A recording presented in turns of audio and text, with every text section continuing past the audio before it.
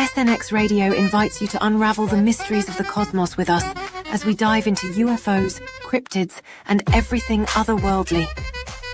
As we navigate the night, we investigate the unknowns that spark our curiosity and challenge our understanding of reality.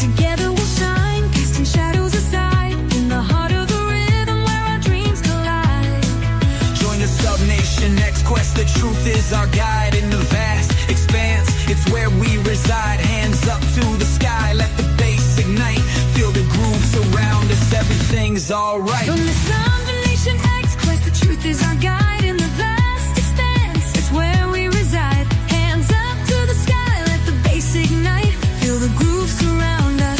Everything's alright. SNX Radio, let the truth ignite. Together we'll shine, bringing shadows to light. In this cosmic dance, we're connecting the dots. Tune into the frequency, let's explore the spots. Heavy bass drops with tight beats. Illuminate the shadows, the echo of our call. On this roller rink we'll never fall. Feel the energy rising, can you sense the spark? As we dive deeper into the cosmic arc. Stories of the universe, mysteries unfold. In the heart of SNX, where the truth is gold. Every note we play, every line we write, crafting our legacy, shining ever bright.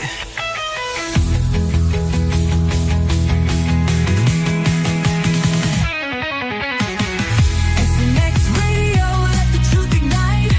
Together we'll shine, bringing shadows to light. In this cosmic dance, we're connecting the dots. Tune into the frequency, let's explore the spot. Here in the spotlight, we're taking our turn. With the fire in our hearts, let the passion burn. SNX Radio's call, ringing through the air. Together we rise, together we dare. So join us now, let the rhythm flow. With SNX Radio, we're ready to go. Unraveling the mystery side by side, we stand hand in hand. In this dance of truth, let the story expand.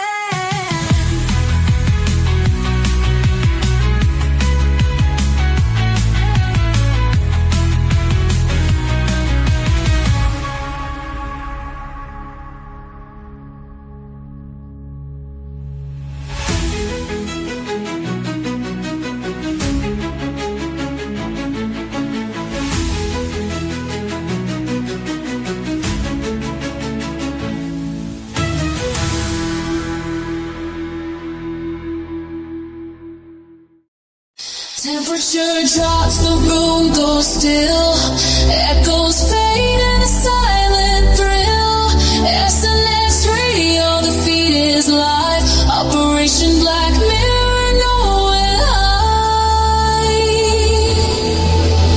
Face and digital haze.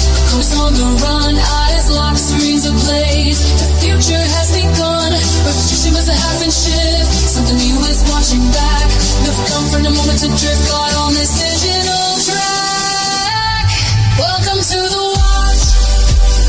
Mirror accents your bleed. No resignation, no turning back. Just what you want to see. Black Mirror, it holds the key to futures yet untold. Every pixel of prophecy, the story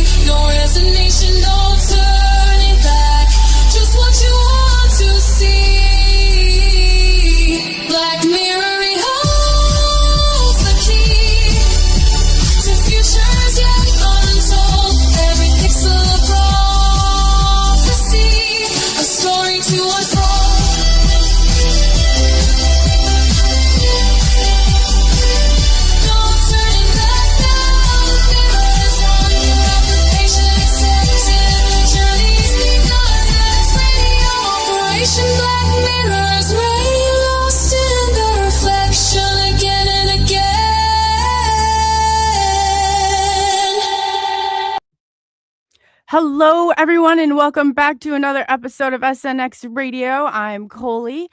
We apologize. Well, there's no we. I apologize for the delay. I'm going to blame StreamYard. So I finally got my audio going, and then, oh gosh, poor Dan. And then, yeah, so we appreciate everybody standing by and bearing with me because sometimes once in a while you have those technical difficulties, even though I think I am the technical difficulty. But I just wanted to say a huge shout out to chat. Hi, John Allen. Thank you for joining us. Dan, who's behind stage, he'll be out shortly. Kurt W75. Hey, buddies. Nice to see you. Allie and Rich. I don't know Allie, I'll just stop there. So I don't have my glasses on, but I just saw, I'm like, man, I'm going to slaughter that one. William Nighthawk. Hey, it's nice to see you. Matt Murray. Chris Sadley. Hey, how are you? And you guys, Merry Christmas, everybody, too. This is absolutely awesome. Chris, it's so nice to see you. I haven't seen you in a bit, but yeah. Thank you, everybody, for being here today. We have two amazing guests. One who you guys all saw, John Kiehl. He was out, I believe, was his show last week. I'm not exactly sure what day it was on. I can't even today. I wonder what day it is. But anyway, so we have Dan today, too. And Dan was in chat last time. So he saw the whole show. He was kind of and seeing everything that was going on with Dan and everything. So today they have some pictures and some videos and everything. So that will be pretty exciting. And since, oh gosh, it didn't update yet. So I'm going to go ahead and usually I give everybody and I have their bios ready. And when I updated StreamYard with Dan's after the sound issue, it didn't. So Dan and John, I'm going to bring you out right now and let you do your own introductions because nobody does them better than you. John, I'm going to bring you out right now and let you do your own introduction. Nobody does them better than John. I'm going to bring you out right now. Nobody does them better. It must be.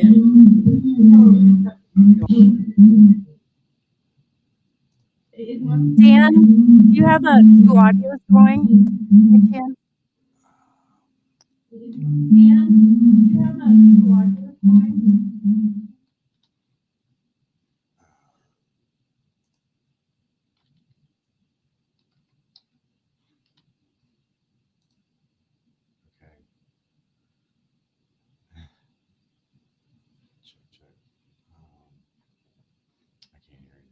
Oh, no, are you okay now? I didn't want to take it out. It doesn't sound like that goes coming through. So you're good. Now let's just make John. John, are you okay? I think you have to unmute yourself though, John, and just double check. It's not too late to run and turn back now. I'm good. You're good? Yeah, we're good. We got it. Oh boy, do we got it. Okay. That was wild. Man, I was sweating it there for a second. I was like, I don't know what is going on with the sound, but so I appreciate everybody standing by. We got it together. Hey, Mad Paximus. So like I said, nobody does their own introductions better than themselves. So Dan, you can go ahead and do you want to introduce yourself to the audience? They're great people, I promise. The best people I know. All right. Greetings. My name is Dan K. Schroeder. I am a First Contact Earth Ambassador, a Crystal Skull Guardian, and ceremonial magician based in Menominee, Michigan.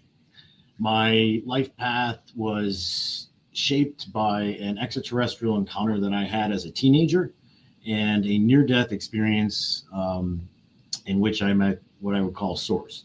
And that sort of drew me into a life of a journey full of contacts and spiritual practice, multi-dimensional exploration.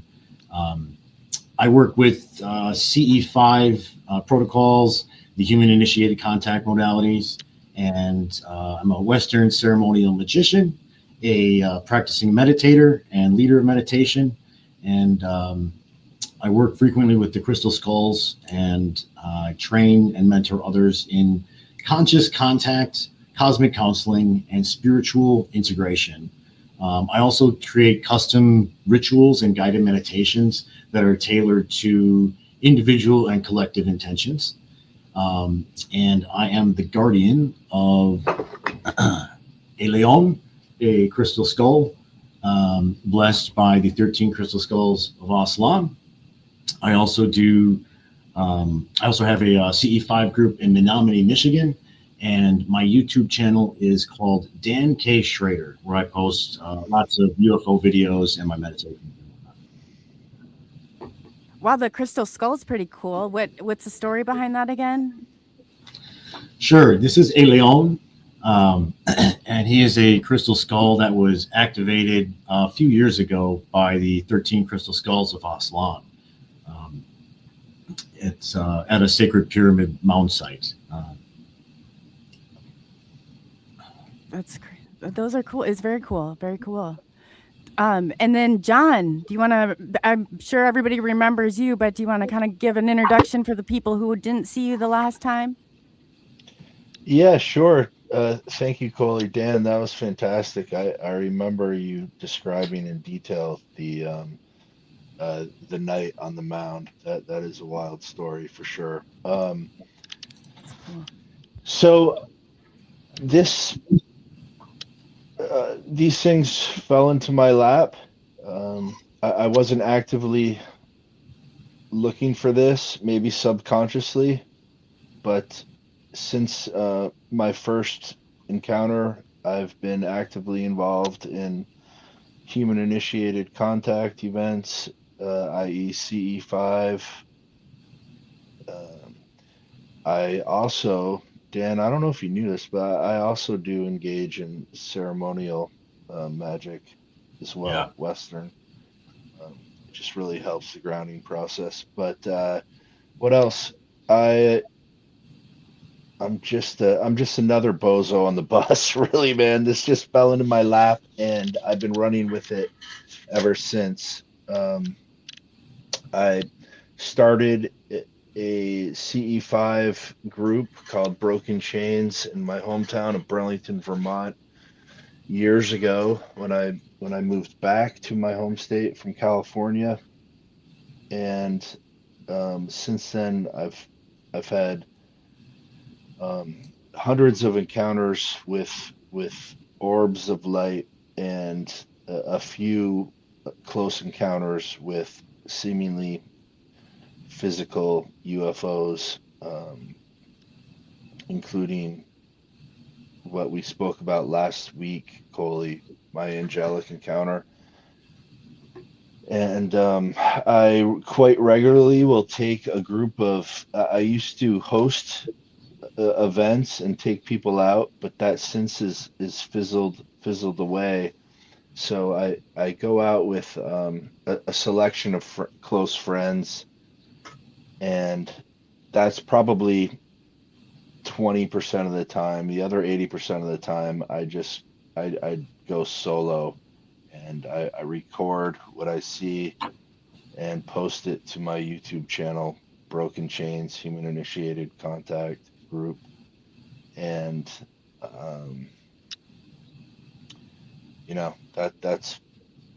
that's basically with what we're speaking about. That would be my bio. I mean, on the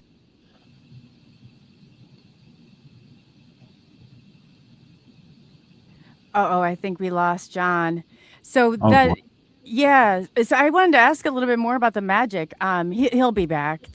I'm more convinced as each one of us get knocked out of this round that it's StreamYard. We're gonna direct all our frustration towards StreamYard.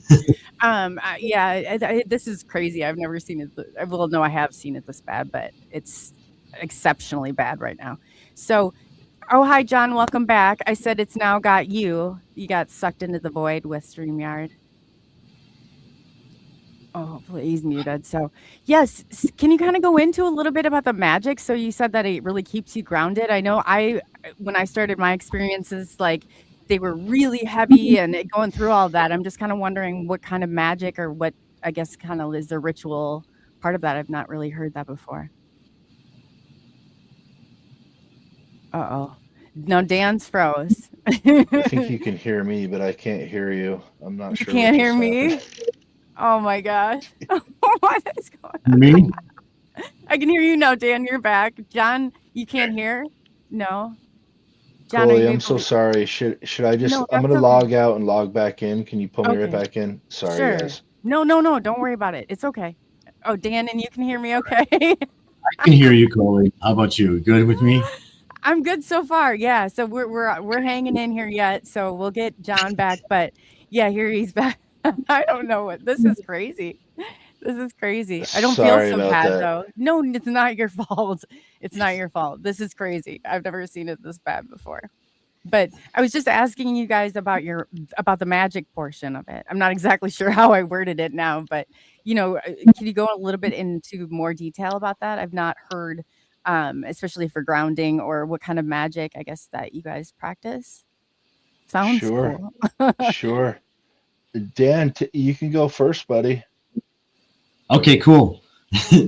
So yeah, Western ceremonial magic is one of my favorite tools. I love just being writing. I always like praying and writing like my own meditations and that kind of thing. And so ceremonial magic was right up my alley. And basically you're working with the archangels and the elements of the universe. And you're harmonizing with them in various different ways and working with different energetic sources of like luminous energies and whatnot. And you pull those in and ground them and ask the archangels to work with you for whatever purposes you're, attempting to use magic for. So Nice. oh gee.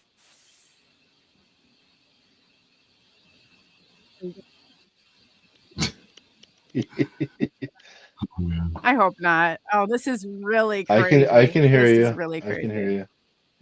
Can you hear the video playing? Oh my God. Could you hear the video playing? No, No? Oh, thank no. God. Okay, there's a video that no, I'm literally like it's like I was at a school board meeting or something, and I got a little carried away, and so that was somehow playing in the background. It pulled up, and I was like, oh my God, now this on top of it. But thank God As you're you guys reading can out the hear. school board. Yeah, that's why I was like, you guys can't hear this. Yeah, go moms. Yeah. So yes, go ahead and take it away. I'm just gonna drop back here for a second and recollect myself on that. Yeah. So John, do you want to kind of go? Or I thought we lost. Yeah, For a second on it's your practice of interesting. it. Yeah, sure. So I one night while I just followed the breadcrumbs with this. So I when I had my Kundalini awakening, which was spontaneous, if there is such a thing. I've tried to incorporate and blend that with various forms of prayer and meditation, but one night I was having a contact event, and I'd ask questions, and then I was driving out in the desert in Southern California, and then the messages would flash three times on my radio screen. I know, it's bizarre. And I asked, what do you want me to do? And it flashed 3 times, make magic, make magic, make magic. So that was the signal for make magic was the flashing 3 times. Because you play with stuff sometimes. I know I'd be like, sometimes play with primary numbers. Is that what you're talking about? Or is this something different? No, it's actually aligned with what so eventually it led me to this gentleman that wrote several books on Enochian or Enochian, however you want to pronounce that, magic, which I started practicing, which is tied in with Golden Dawn magic. But at the same time, I drift away a little bit. Not as much as Dan. When I say drift away, there's which I guess would be almost considered what, Dan, chaos magic, when you take a little of this and a little of that and or do your own thing with it. But it really helped ground the the Kundalini energy was the biggest thing that I've found with that in practicing this is not so much to like manifest or control certain aspects, maybe a little of that, but mostly the Kundalini will really flow when I'm engaging in a ceremony. So that's primarily what I use it for. It's really almost a form of meditation and contemplative prayer combined in one, and you're asking for direct help along the way. Is what I've found. So what kind of, I guess, if you're setting up for this, what would you achieve through the magic? Or did I'm like, there's a part of that, because I spiritually, yes, but I don't, there's different, I guess, types of magic or different, you just pulling like from energy sources, and then how are you distributing it, I guess, so to speak? Oh, okay. Well, for me personally, I guess what I'll say is from 2015, maybe even 2014 to 2018, I paid zero attention to my inner life, and I had the Kundalini awakening in 2006.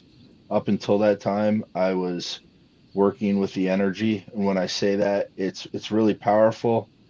And if you don't pay attention to it, I think that's partly why things came at me so hot and heavy, like we spoke about last week.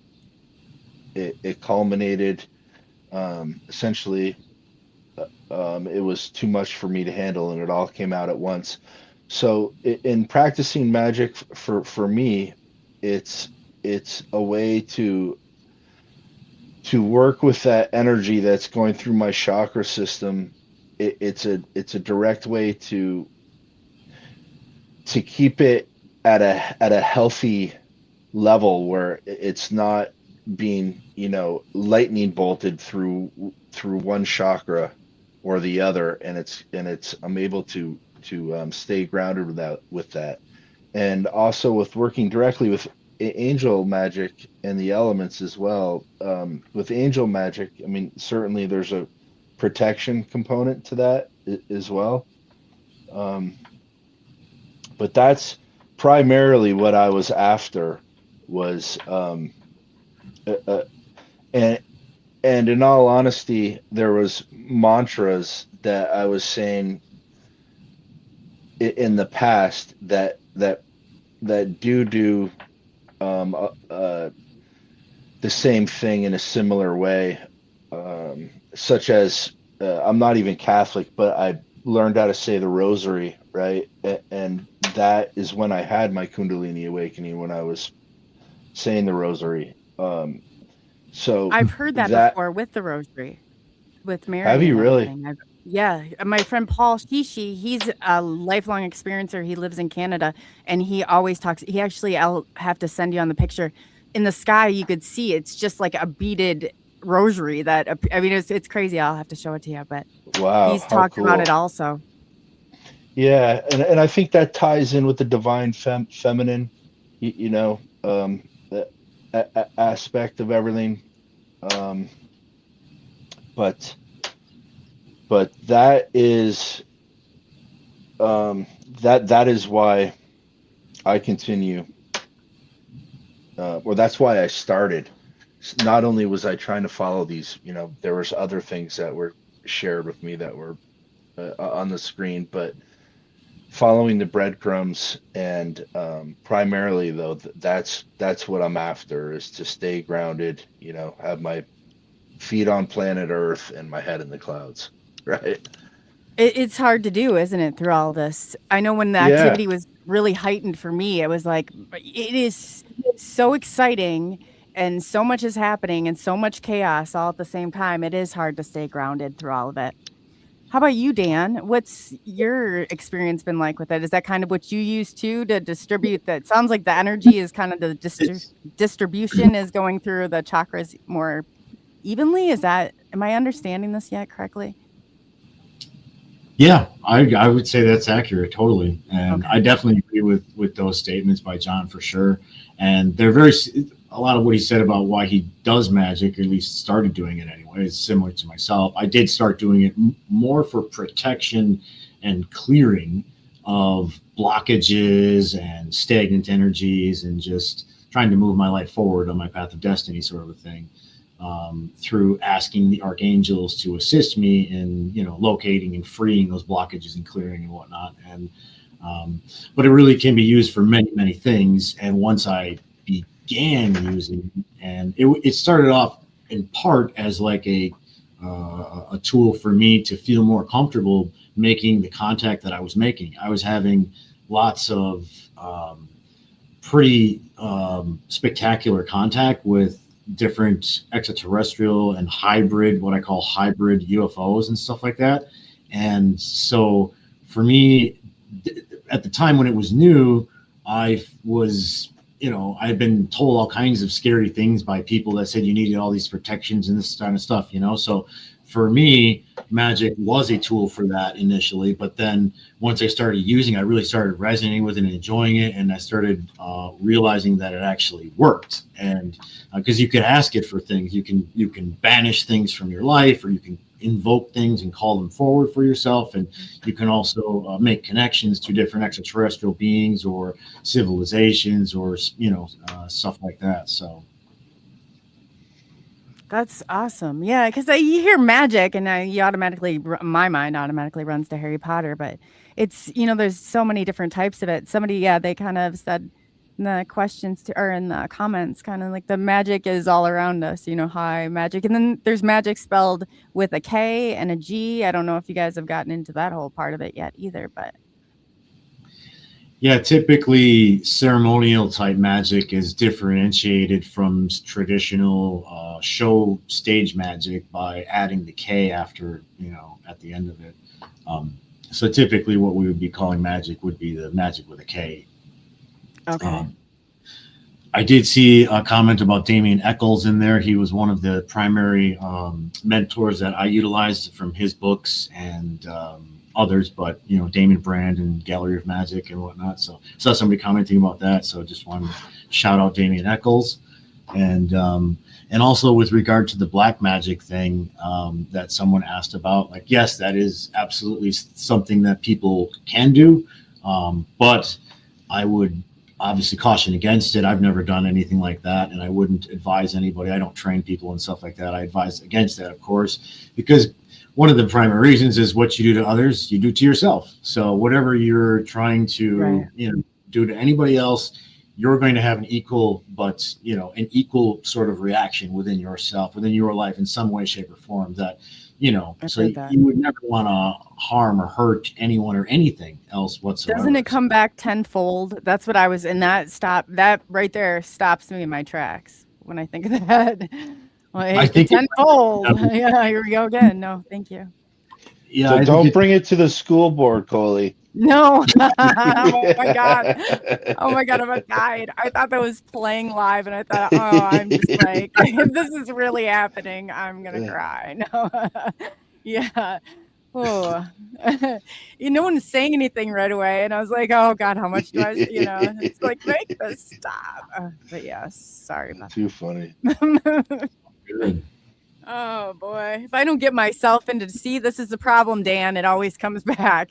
So do you think that, in the push-pull of things, like in your karma, I don't know, mine's kind of become instantaneous and all of that. How do you proportion that, or how do you keep that in line?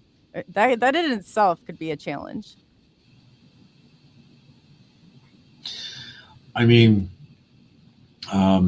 Trust yourself, know yourself, I would have to say. And, because once you know your triggers and that the things that might stop you or trip you up or challenge you in whatever ways, you can work through them and find new ways of responding to them. more better and appropriate ways. Yeah. I mean, magic, when you start doing magic, like for clearings and things like that, people oftentimes will have crazy things happen in their lives. And sometimes they seem profoundly negative, but oftentimes that's because you're being given the opportunity to face one of your primary challenges, life challenges, and work through it in a new way. So it can be very scary, and but such is life. So it's partially what we came to experience and work through. Yes. No. So do you think that we can try? I was just on Moho the Mad show. He was the one that commented. We were talking about it. I said, do you think we're like, we contracted all this like before contract, like entered into this, like, hey, just give it to me, send everything earthly like my way, I can handle this crazy circus? Or do you think it's more like we get dropped here? Not necessarily. I said what really will get me is if we wake up to like, congratulations, you successfully completed your simulation on planet Earth. I'm like, at that point, I might get a little, magical, like haywire. But up until then, I think I'd be okay. What do you think? What do you guys think on that? It's a huge question out there, and I feel like it's, really, are we trapped on here? Is this the prison planet? What do you guys think? Well, to jump in, because I feel very passionate about this subject. Okay, good. We get ahead. Because I had a near-death experience, and that's when I had this near-death experience, I left my physical body, and I was shown like it was during a traumatic event, and I left my body, and immediately I felt zero pain and no fear. And then when I floated up essentially and made it to the white light, what people call the white light, it was just the most blissful, beautiful, amazing experience possible that you could ever even describe. It's beyond words. So for me personally, that sent me off into this quest to understand what is this? Why are we here? Just, like all the things you just said. What the hell is this? I like the way you put it. Yeah. Yeah. And before that, I was, like most people, afraid of death, and just like, sort of responding to whatever was happening in my world, going from one thing to the next, and, whatnot. So, but then after that, everything changed and everything shifted, because now I had this knowledge that nobody else has. And now I know there is no death. Like, because when I left my body, when I died, if you will, and went to that white light, it was like I knew exactly where I was when I was on the other side. So I couldn't like tell you exactly all the details now, but I remember the feeling of being there and being like, I'm back here. Of course I'm back here. This is why. Of course I'm here. It felt like the most. Why wouldn't I be back here? Yeah.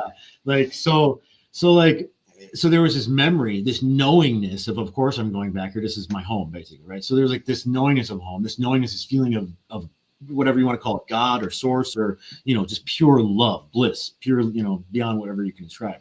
So after having that kind of experience and coming back, it's like, well, I know that there's more to this. This is not just a physical reality, right? And so I spent a number of years trying to sort of understand all of this, to the best I could. And I would say like one of the biggest things for me that helped me to understand it was like Michael Newton. Dr. Michael Newton is a famous hypnotherapist who was like, he started off as a skeptic. Actually, he was he had no idea about past lives or any of that kind of stuff. He was just he was trying to hypnotize people to help them with weight loss and smoking and basic things like that.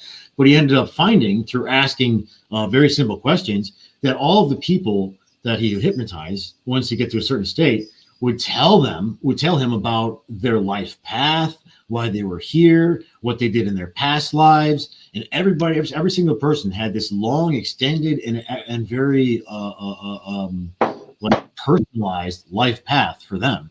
So I really believe in that process, and I've had all these different multi-dimensional and miraculous sorts of experiences in my life that have sort of led me to understand that, we are all led to experience certain sorts of things to take us to whatever path of destiny that we have.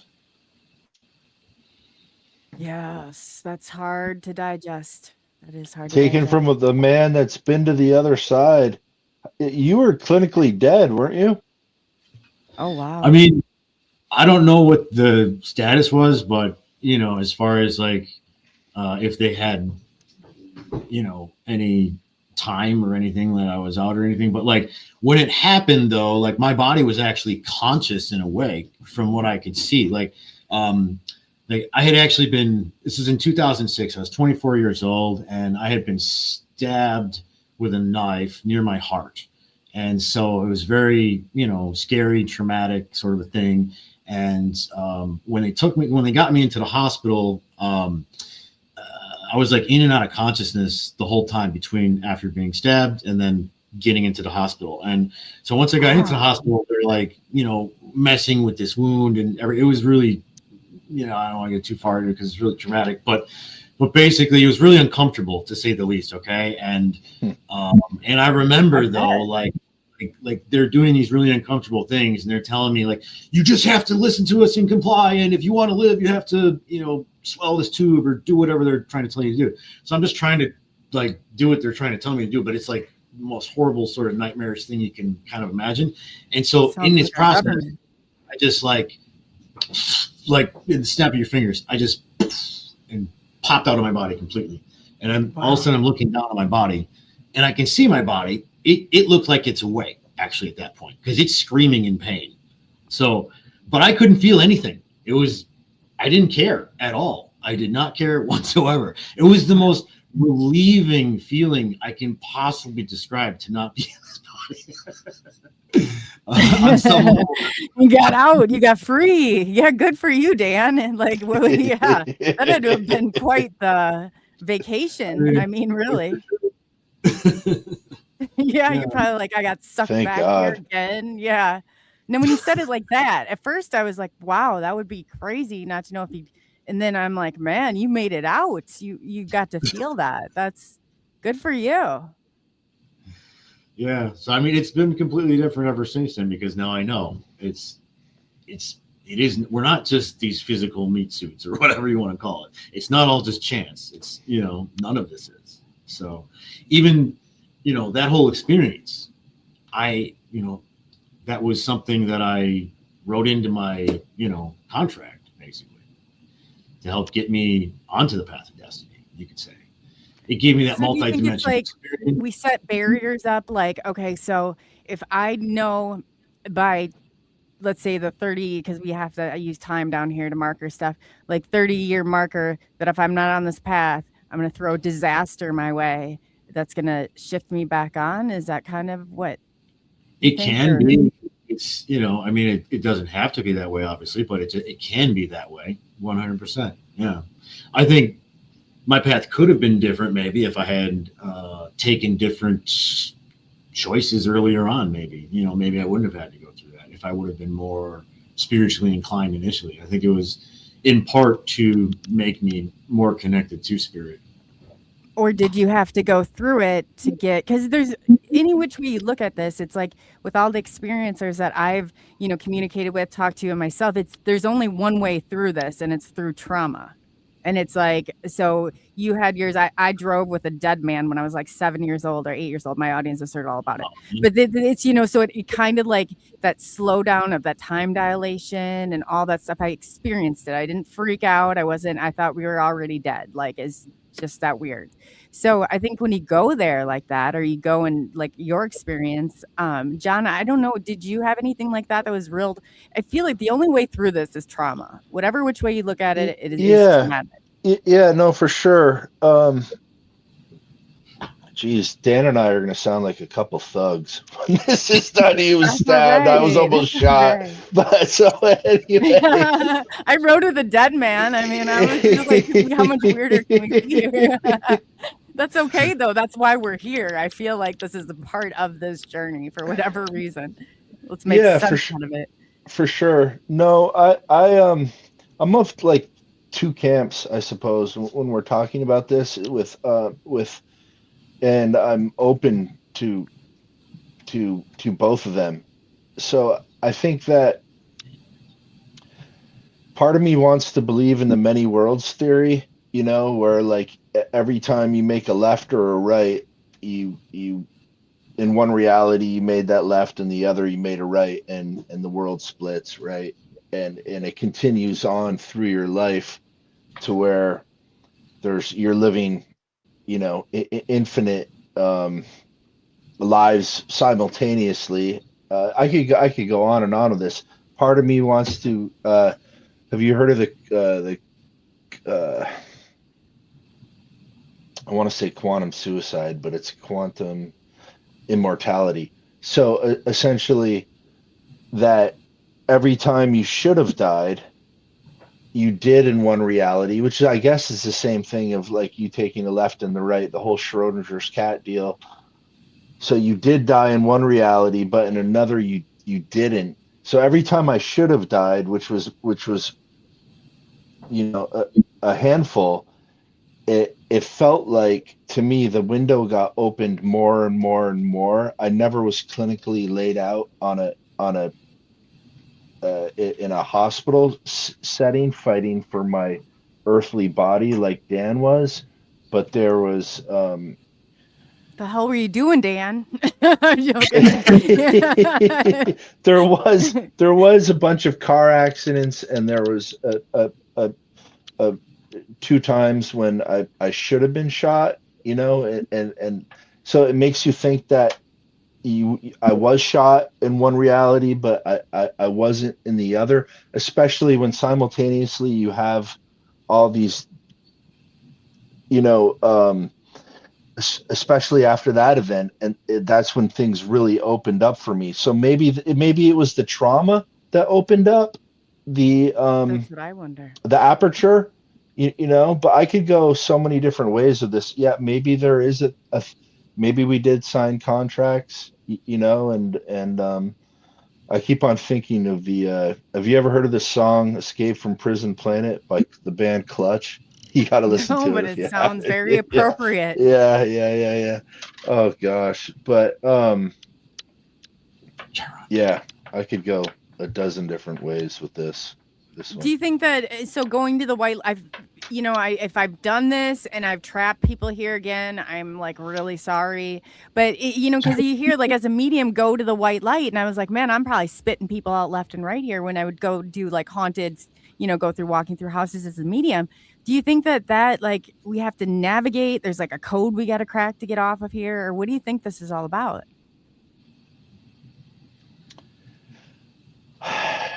I think life is a, I don't want to sound like a Hallmark commercial, but I think life is a gift, and it can really suck at times, and you can make it really, really worse than what it has to be, and you can help assist it to, be a beautiful thing. But I think that there's something perhaps that we're given this experience and an advancement of our soul, perhaps maybe when you can graduate from this and then get another, your choices for the after. If you want to check, experience something else, maybe you get more choices the better you do. I don't know, but we get more privileges or something. Yeah. But like Dan's experience, Dan, when you felt like, okay, the pain's gone, I'm out of my body, this is rad, which I've heard, so many times from people that have actually, been there. Something like that is and like just and being an experiencer and having an angelic encounter, it opens you up to, I don't want to die anytime soon, but there's less fear around it. That's for sure. Because at that point, at least you believe that consciousness it never ends, right? And it probably just gets better. Yeah, it's it's hard to digest. It really is. I know what I feel, but it's like it is a lot of it's just very hard to digest. What do you think, Dan? Well, I just wanted to add that, like, one of the other things for me that really did it was that I didn't actually add earlier was that when I was on the other side and I was in that white light and in that bliss, if you will, I was in there for however long. And then at some point, I knew that I had to make a choice. And then I remember making the choice, and I remember saying, I have more to do here. I want to go back. As soon as I said that, just as quickly as I had popped out of my body, it was like I opened up my eyes and I was back in my body. And my body had been through surgery, and my family was around me. So for me, I was gifted with this knowingness of purpose and destiny in that way. And, so to me, like, we all have exactly, a life path or a purpose, like, clearly spelled out. Now we can make choices out of free will here that aren't in alignment with that path if we choose to. But I think in general, I don't think we do that. I think that we are able to sort of know ourselves enough to set ourselves up with the perfect sets of circumstances, even though they might seem from this earthly realm to be absurd. Yeah, it's true. Yeah. Yeah. Really. Makes a lot Some of of it's sense, crazy. actually. What's that, John? I didn't hear what you said. I was just adding that lends credence to the fact of having a life plan when you're faced with that decision. Are you done, That's or true. no, I've got more to do. Yeah, That's, no, that's a good which I've point. heard, which I'm not trying to lessen your experience, Dan, but I've heard that a lot. I'm sure you have from people that have crossed. Yeah. It seems like, I don't know if it's similar for the plant medicine, like we were talking about this the other night with the Cambo and the Bufo, I guess, when you go in that ego death. I feel like, maybe it just broadens our perspectives on there. I don't know. After I kind of go through something like that, I don't take everything so serious. Because it makes everything not seem so serious after you go through it, but Yeah. for whatever reason. I mean, the world is magic, this whole little reality around us is magic. All this physical reality, it seems like it's all just chance and happening randomly, but it's not. It's all, divinely orchestrated in different ways. And I see that. So you look for the synchronicities and, and whatnot in life to keep you along the right paths. And as long as you keep doing that, you'll make it to your destination. That's like, I call it points of reflection that we go and we kind of get, in, so it keeps us like guided in the right direction. Yeah. Those synchronicities are they let you know you're on either the very wrong path or the very right path. Yeah, they work both ways. Goes both ways on that one. Yeah.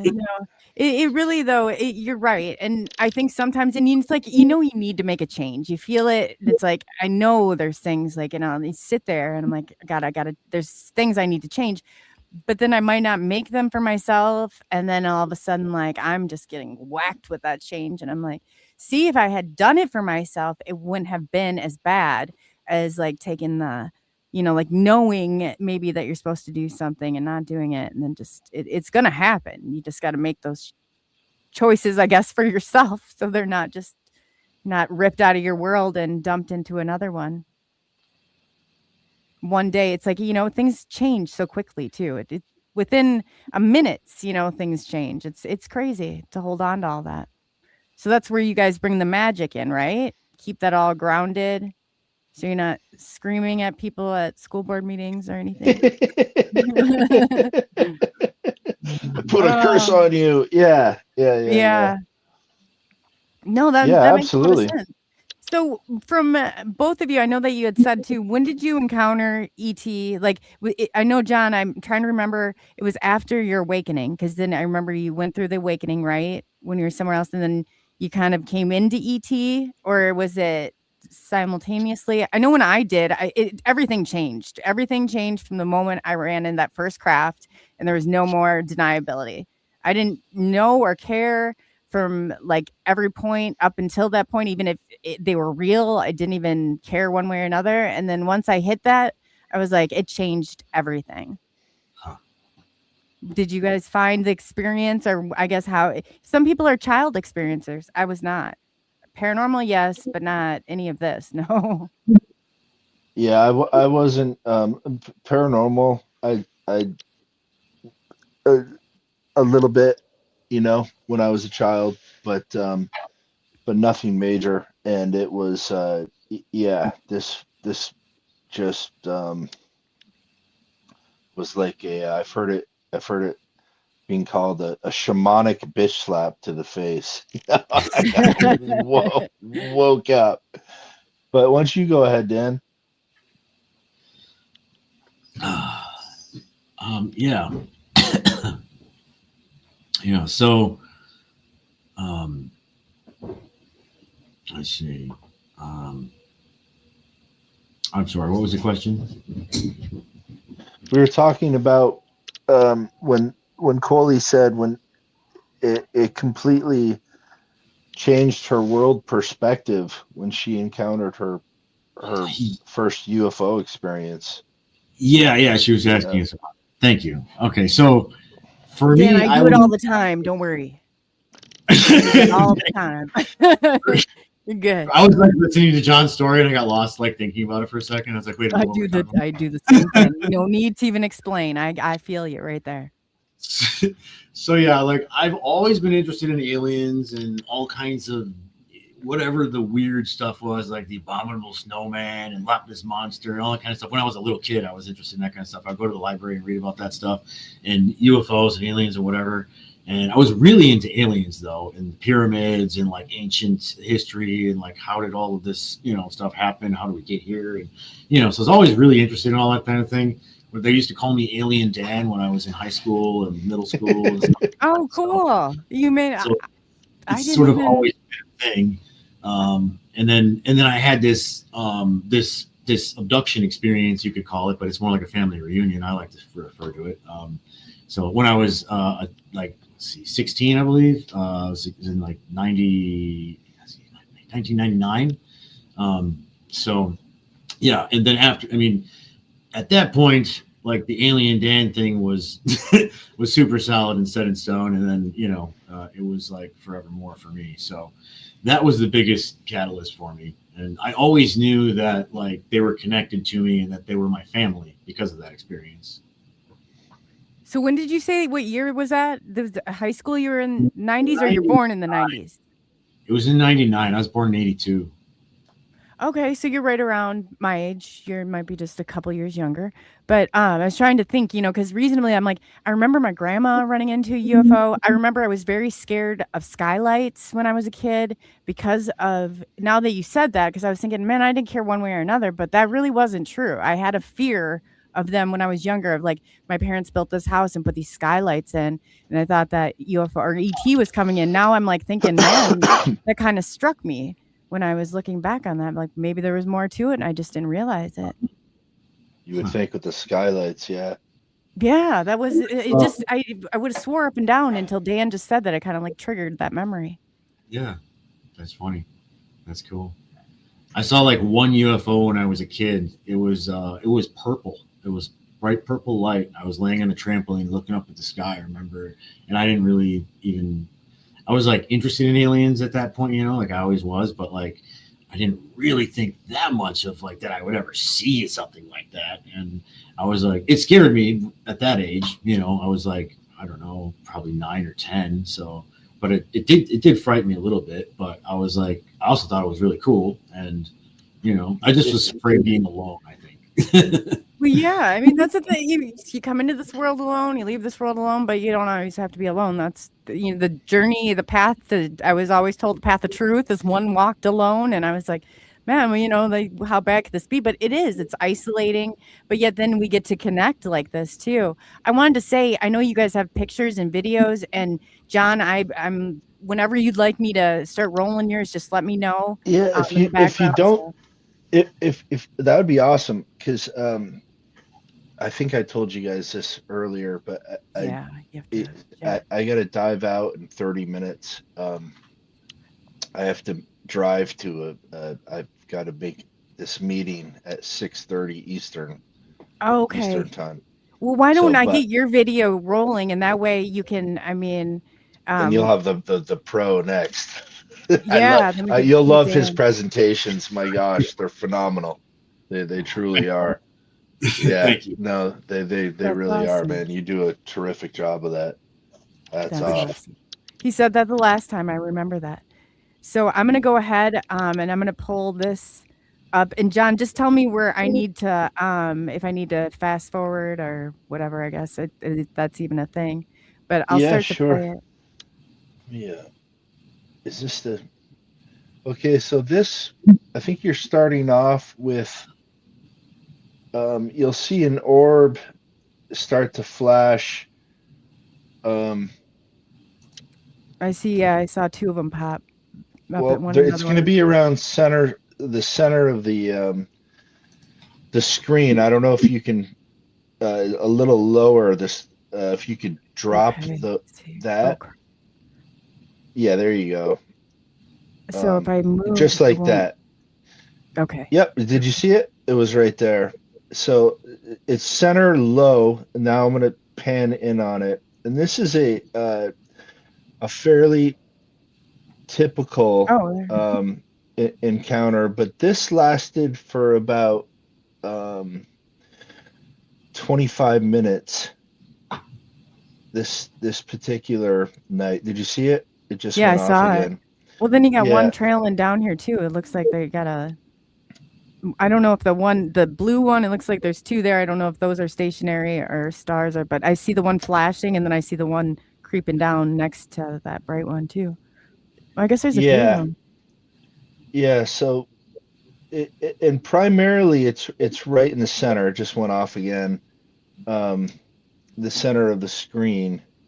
So what was interesting about this one is a lot of times the orbs will they'll tend to either there'll be a quick intense flash in one spot of the sky, or they'll kind of float along slowly.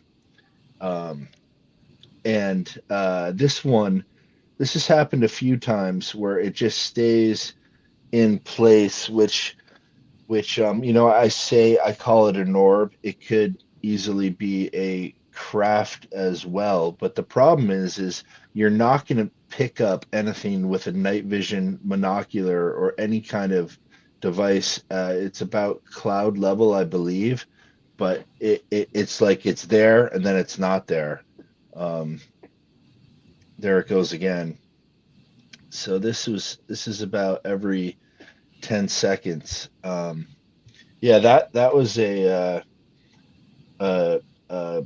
a great night, because it's rare to have them stay, and I'm sure Dan can say the same thing for 25 minutes, man. Right? That was a big one. Super for me. Unique. Yeah, no, that doesn't happen often at all. I have one experience like that actually, but that something flashed me for I don't know how long or how many minutes, but it was like 28 times every so many seconds, and but like this is really rare. When that happened, for me, I did a very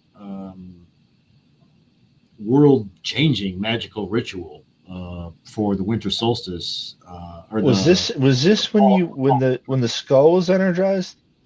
This particular time that I'm talking about was actually during the fall equinox of not this last year, but the year before that. And I was on top of a mountain, and I did a magical ritual for like contact in the golden age and earth ascension. And when I did that, I saw it's similar to this video of John's, but mine was in a Kiehl. It was a craft flashing me from a Kiehl, and it did it every 28 seconds, I believe it was. And for me, it was signaling completion of a cycle in the Earth. And so, yeah, I don't know. It was a very profound and powerful thing, and I did very strong magic in order to achieve something like that. So, like I said, these are really rare. Yeah. I can't read the rest of John's comment, but I noticed he put up Starlink, and that will trip you out when the first time you see that, especially if they're really close. And Yeah. o- Oh, I've over seen that. yeah, and it's cool. It's cool, but over time, you get. So first of all, the best a good rule of thumb is to go out 2.5 hours past sundown, or 2.5 hours before sun up. And the reason being, the sun's zenith won't create iridium flare-ups or a flare-up from a modern day Starlink at that time. It's just the sun's not hitting it. And you can't, so these flashes were they're extremely bright to your eyes. So even more so than what you're seeing on the camera. In a geosynchronous satellite, you wouldn't be able to pick this up with your eye. You wouldn't be able to see that with your eyes as well. Well, I said people don't realize they don't look exactly what you think they will. I mean, the first one I saw was huge, 50-foot in diameter, but I've seen them where they're basketball size before, where they're down low and they're, or, different colors. Like none of this is absolutely, absolutely. Yeah. In this same area, I saw one time it came into our reality. Well, it revealed itself was a huge circular orange, almost looked like a chakra orb, like ginormous. And it came into our reality. It revealed itself really, really quickly and just flew up, and then it was gone. But I mean, it was massive, massive. But and I've heard, like, it seems like perhaps it could be mundane or no big deal, but when you experience it, as you guys have, and probably a lot of your audience has, it is awe-inspiring, because you're concentrating on this one part of the sky, you're zenning in on this one star or quadrant of space, your intention is set, you're asking to make contact, and then it starts happening. And if you do this after 50 times, you rule out the fact that this is no longer chance. This is actual, you're being communicated to. Absolutely. I go out, I go at the same place every night. I would know if there was a street light even dimmer than it normally was. Like I I knew scan this area like you wouldn't believe. I'm sure you guys do the same thing. It's like, and when you do lock in, that's what I call it, the lock in. It's probably not I don't know, whatever term you're supposed to use, but you have that experience. It's so exciting. My whole neighborhood could hear me. I'd be like, oh, this is, and the guy's like, I thought you were going to jump over your desk. Right. I had I held a whole night watch community going by the end. Yeah, that's definitely. They were walking around keeping tabs on things when I wasn't there, but that's how you connected. Yeah, that's a true story. Oh gosh, yeah, you can seem like such a nut that when people see you out there, like I'll be out there with headphones on, in the middle of the winter with like a black ski mask, and I'll be like, if I'm by myself, I'm listening to music, or sometimes I'll be chanting a mantra. And some poor bastard comes along walking their little dog, and like you're like, whoa, big birth. Give this guy a huge birth. Yeah, the neighbors, they would call me the crazy cat lady, but after that, I don't think they had. And then they were starting to see things themselves. But it got to a point. So I was with the girl that she lived like right around the corner, and she got so freaked out. We had one that came down on the road. It literally like beat us at our own game. We were chasing it for about 45 minutes. It came down in the road and like, and then it shot off. And it's crappy. You know how you see it and it's like, then you get out and you take video of it and it's like, you can't get it on camera. It's impossible to get it or capture. It's, on camera. But especially or when it's right, yeah, or if it's something that intense like you described, you're so caught in the moment, like even just reaching for your camera, if you don't have one in perfect position, you don't want to miss what you're seeing.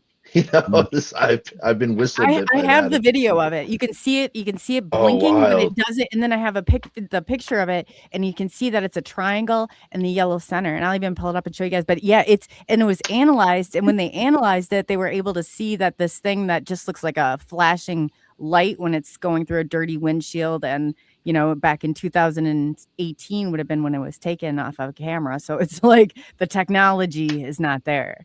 So, but wild. it was analyzed and they got it was a triangle too. So I had that, and anybody's welcome to take it and run it through whatever software you want to.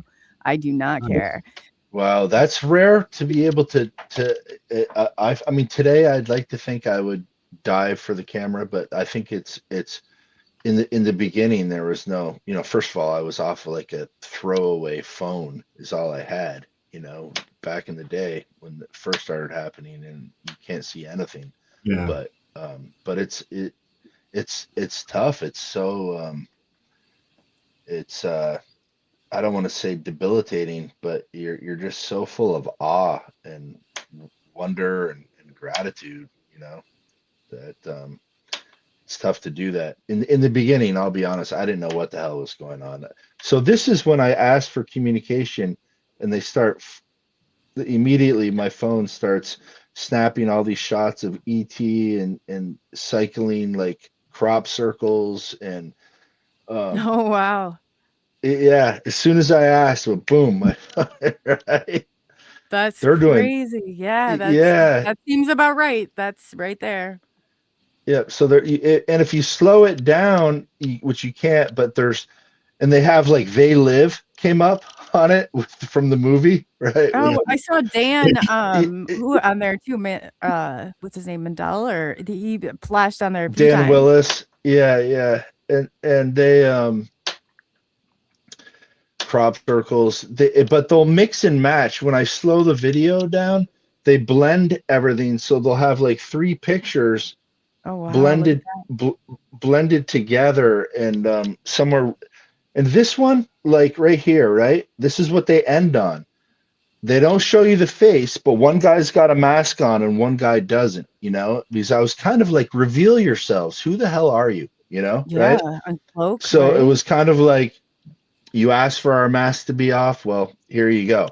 Right? Is one way to interpret that. But they blend pictures together, and when you slow it down, there's some really cool Egyptian themed pictures, and they'll go as far as there's a sense of humor. Wild. They have the UFO car on the highway with a big thumbs up right over it, and then a big huge smiley face underneath that. Like it's pretty wild. Yeah. But wow, it's like you said, this is an experience, and you're not necessarily going to understand unless you've experienced this like adrenaline. It's so exciting in so many different ways. Yeah, it really is. And the rest of the video are orbs of light. Manifesting in and out, or I shouldn't say manifesting, revealing themselves in and out. That's an airplane blinking right there. That was down below. One. There's that. Yeah, that's an airplane. I've seen them go and like sit there, and they've literally been, in one spot for maybe like watched them 20 minutes, and they almost look, it's like I said, they can disguise themselves, and they'll stay there for a little bit, and then you can see them totally do something that's completely like off. So I feel like Coley, you're so on point with that. I have seen a 747 split in 2 and become 2 747s from one point. I've seen I wish I had the video to show you. I have a helicopter flying by that is split in half. I think you've seen that, Dan, the Yeah. picture I have. The ass end of the helicopter is about 10 feet behind it, and it's wiggling back and forth like that. I mean, clearly that's Wow. not happening. I think it could appear I as, saw you one know, split and turn. It started twisting 2 different directions, and I was like, what the hell just happened there? You know, you think Yeah. you're watching, yeah, but you know there's something off about it, and then it does For something like sure. that. For sure. And it makes sense when you think of like all of the, yeah, we have crash retrieval programs, but when the typical thing is, you know, immediately around a sighting, there may be black helicopters, right? Well, not all of the time are those actual military helicopters. I think that those are there was a Air Force base in Maine in the 70s, and half the base was seeing a UFO and the other half was seeing a black helicopter, right? So I mean, it just I think that it just, there's a wide variety, and I think it could appear as just about anything it wanted to, you know. Absolutely. But Absolutely. yeah. Definitely. So and then after this video, I think I have it. If you scroll a little further on, Okay. I think it's the last little, like last 3 minutes maybe. Okay, so you want me to fast forward like this is a VCR now? Jeez. You tell me. Don't age myself a bit there. Do you want me to keep moving, or it looks like I went ahead. I just want to see if I wanted to show About 18 minutes in, but I can go forward. yeah, no, that's good. Play that 18 Okay. minutes in. I want to see if it will show it. I see Orion's belt. Yeah, they were flashing just to the left of that for about creepy Orion's 15 belt. minutes. Here, let me take the comments off of there. That might help. There we go. And then it was, I think it's on this video. There's like, so there's a slow moving orb, which was way past. It's not on it. It's towards the end of this video. I think it's on this whole segment of video that I sent you. But I think it's the last, maybe even 2 minutes. Is it really odd for the one that flashes every once in a while is not it? No, it's at the very end of the video. Is the video almost done? It goes to 25 minutes or 24 minutes. Okay. So if you go to like 22. Okay, there we go. Is that the one? So there we go. Over? Yeah. So you see that one slowly moving? Yes. That's awesome. So that's an orb. Yeah, that's how a lot of the times I'd see. I don't know if you can see it. It's pulsating a bit, right? Mm-hmm. And that is taken well past satellite. Any satellite you wouldn't be able to see at this time at night anyway. And it was super bright with your eyes. And I do cross-reference at this time just for the ISS and other potential space junk, which, you know. No, that's exactly. They'd be waiting above the tree, and I noticed one that would be maybe a little lower or brighter than normal, and that's exactly what it just. And I said, this is by design. You can't, when something's going that slow across, it's so hard to gauge it. So you can't really tell how low it is, but you know, you're there watching it. Oh, for sure. Trying to see if I have this. No, sometimes you can see it in front of clouds or stuff like that, or you know. See how it affects the stars around it. Like I don't know if you noticed how some of them will like in front of the stars. I've seen that so many times. I said, why is it how they're affecting the stars? It's like they brighten them or they turn. It's really weird. I don't know if it's a cloaking thing or if it's literally I don't know. And but you don't always. Absolutely. I think, well, also the light, I think, intensifies. It combines with the starlight when they go right by a star. But I don't know if you guys have noticed too that it's not always, to your eyes at least, white when they flash low. It can be like golden. It can be Yes. rose Yes. colored, um, all different colors. But yeah, so these are real typical um, sightings, and when I say typical, I mean it's about, I don't know, maybe 40% of the time I go out and I'm seeking contact. Uh, I'll get something like this. The real rare things are like that giant orb that floated through. The extremely Yeah. rare would be a direct encounter with NHI, or in my case, an angelic, seemingly angelic being of light, and Dan's, a ET. And also what's rare would be your encounter, Coley, that you were able to video, and Dan's encounter, he was able to video of.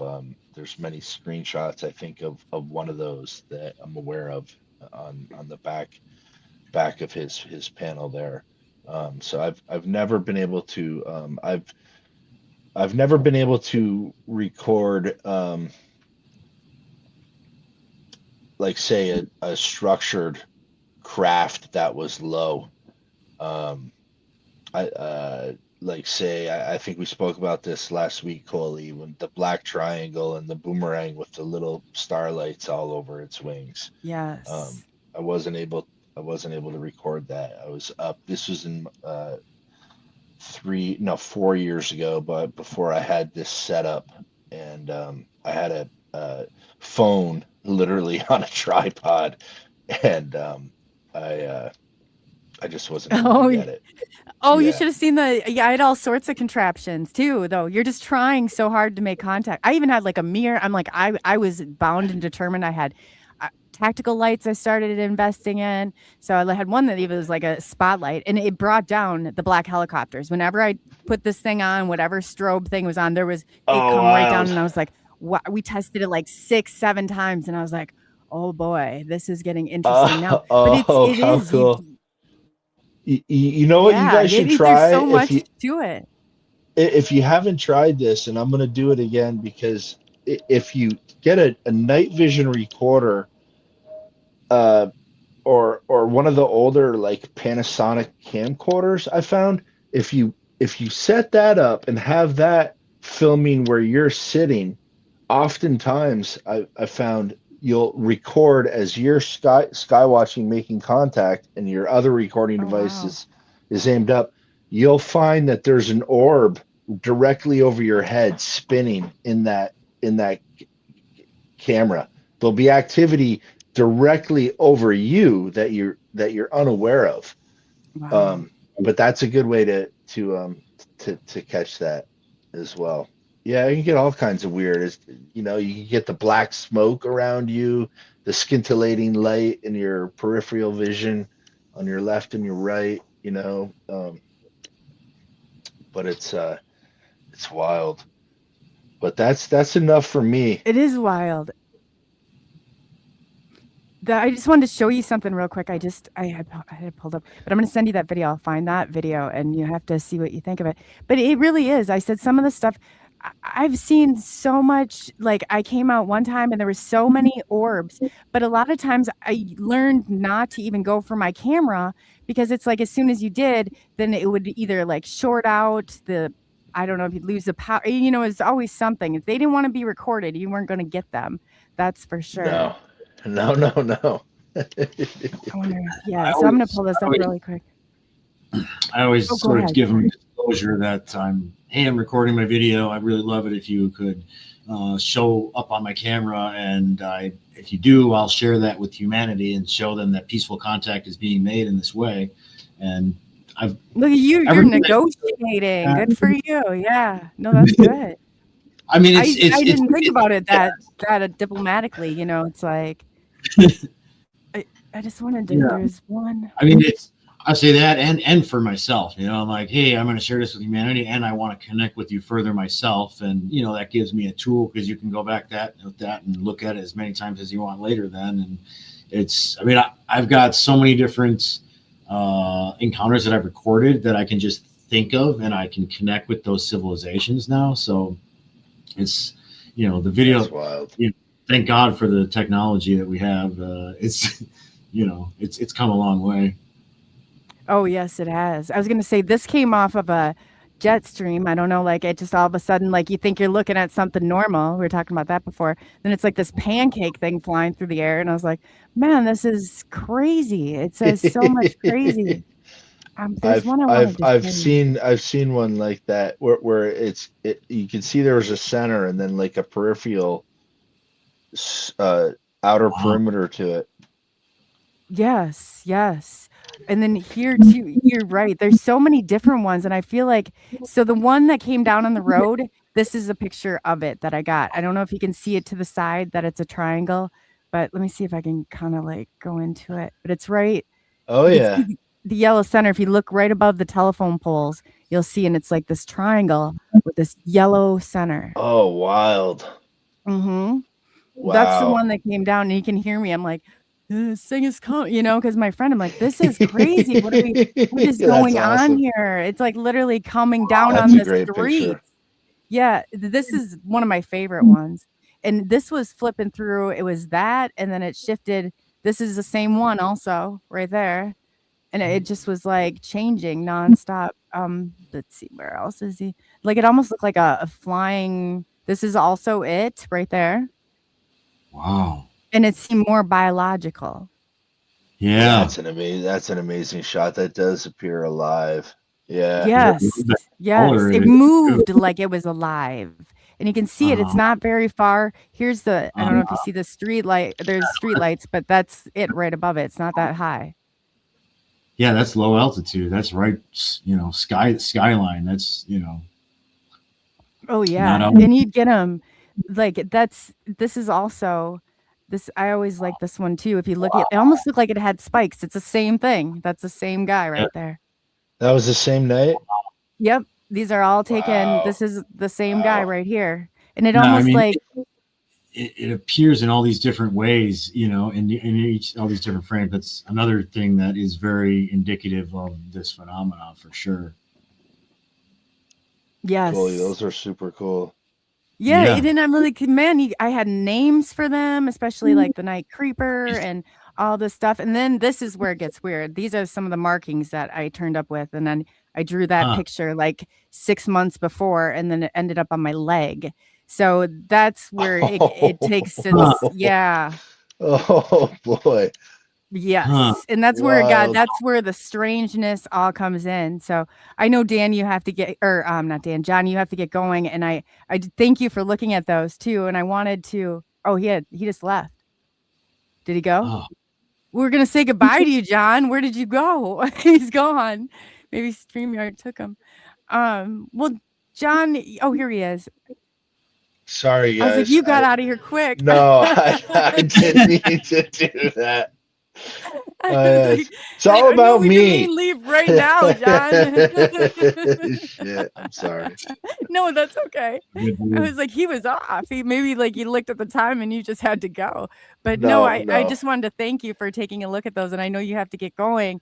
So yeah, I'm sorry, Dan. I'm gonna watch the rest of this. Coley, thank you so much for having me on, and thank you for sharing those pictures. Were amazing, and it's great, and I'm looking forward to watching when I get back later the rest of this. Yes, and we'll have to do this again. I definitely think we need a part 3 to all of this too. So thank you so much for bearing with me earlier and all the chaos we had behind the scenes. But I really appreciate it, John, and you're wonderful. The people really had great, and you guys have a really good size audience, almost 300 on my end watching. So what would you like to leave the people with? Well, before you go, stay on. Dan's got some incredible. Don't go anywhere. Video. Yeah. don't go anywhere. And I guess I really just leave with we all want to see the school board video. Cool. That's what we're really here for. All right. Yep, and I'll send that one to you, and you can get your popcorn ready, and then you'll see why I was panicking for a second. Yeah, Oh my God. That's great. All right, guys. Thank you so much. You guys have a great night. You too, John. Thank you. Oh, he's wonderful. Yes. So do you have you've got a whole is that all behind you stuff you're sharing? You got it all set? Those are funny, making or kidding. On my background, you got it? Cool. Those are all different extraterrestrial craft that I've recorded. Many of them are like the same craft. On the bottom half of it, it's mostly what I call the auric ring craft. The top half is mostly filled with the bat craft. The center, there's one from Arcturus, one from Kiehl, and then there's a bunch of different multicolored and kind of shaped ones and stuff in that one row there. So, yeah, that's just sort of like my. Do you want to pull some up and show? I feel like we get show and tell. Isn't it so exciting to be like show your stuff that you saw? I always get really excited about it. Like, yeah. So, let's see. To start with, I'll show you one that happened most recently. Let's see here. It's from Orion, and let's see. It's on my YouTube channel, and I'm just going to share my screen here. Let's see. Now, let's see.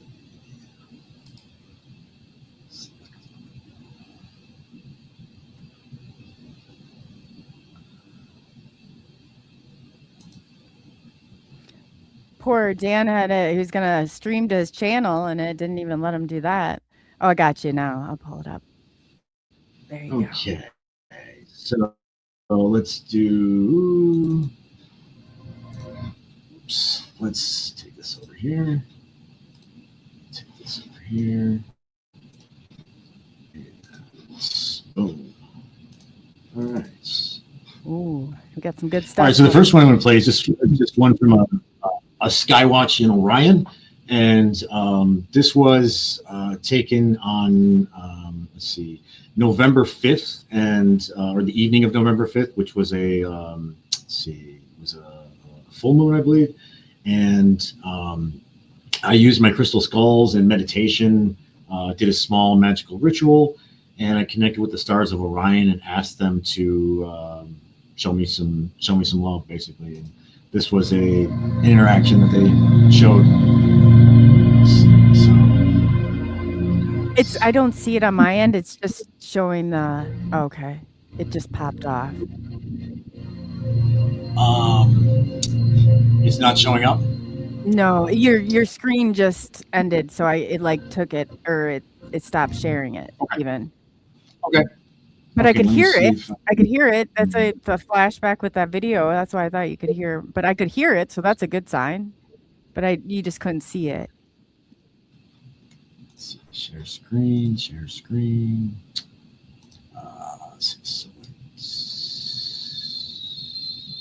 StreamYard does not like Dan either. We're finding out very quickly. Let's see. Let me try this one. Allow. Okay, I see it popped up here again, so I'm going to pull it up. I'm wondering, sometimes you have to put what you're sharing, like I have to, but now it's not even, what's it doing? Is it showing? Oh, here we go. We got something. So, okay, are you able to see that? No, it's showing the one screen. Oh, see, you can't see it, can you, on your end? What it's showing is it's like when you share it, you almost have to, if you're having a new pop-up box or whatever, it's just showing the one. Now it's showing like the main. It's just like I'm seeing a screen within a screen within a screen. Like you're in a. I don't know how else to explain it. And I don't know how to fix that either. I think it's the way that you're sharing it though. Like it will tell you can share this, but you really can't. I'm joking. I don't know. Otherwise, I can So let's try see. if you have a link or something. I could try and because I can see on my end. That's the problem. When people share it, they can't see. They can only see their screen. But sometimes they'll let you choose what actual screen you're sharing. Oh, here we go. This one's different. There we go.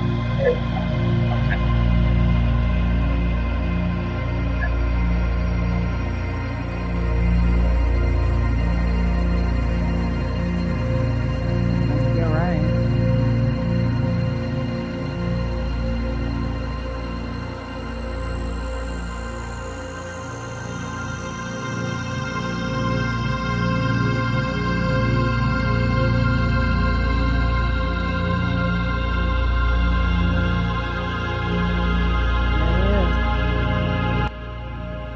So one of the things about this particular interaction that was special for me was that they happened to interact with me from the solar plexus of Orion, which That's really cool. That's really so cool. I was just going to turn this so I could hear you. yeah, Everything is around. I always called it creepy Orion's belt, but everything, that's exactly what I would locate first. And that was the majority when it was out. Wow. It is one of the most common places to have interactions, Orion, for sure. The revolutionary Orions, I always call them. Yes. The Three Kings. That's, wow. I see them. The lights are on. Yeah, this one was like a golden flash too. I saw that. Wow, look at that.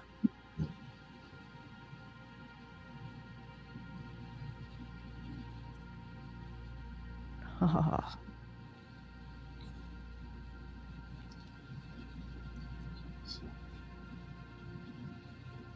Wow.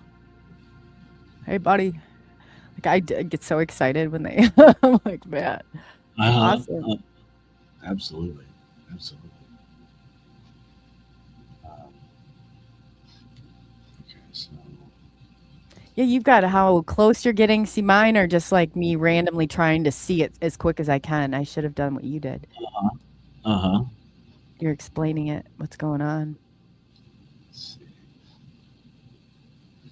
There's a lot of detail in every interaction, even when it's just a single flash like this. So this is an extra dimensional craft that it pops in and flashes single time and then pops right out. The one that John showed us where it was flashing a bunch of time might have been extra dimensional craft, but it might have also been a physical craft that was stationary there showing you. It's hard to say based on that video. How do you tell the difference between the two? Well, I mean, you might be able to if it was your interaction and you could see it and like, feel it and sort of understand from that perspective. But it's kind of an individualistic, experience from that end. Yeah. So have you experienced more than the craft? Like, have you experienced ET? Because John said he had not gotten that far into it. I don't know how far, how deep are you in on this? I'm pretty deep, so. So, yeah, I mean, he was talking about some of my hybrid crafts, some of the lower craft that I have. I saved those sort of for the end, but. Okay, so I won't be a spoiler then. It's all good. It's all good. I'm getting that. So have you experienced ET? Have you seen him? Have you had markings or any weird stuff like that? Exactly like your markings, in fact. I don't have pictures of those markings handy, but I did take some over at certain points in time. They're exactly like your markings, where they look like little, almost reddish, but like dots, just like that, or they're circular dots, and they're in different like patterns like that. Yeah. And I've got weird places, and they just show up randomly, where you're like, I didn't have any sort of thing that could have, done that. I've also had lumps or spots or different things like that that show up and disappear also randomly.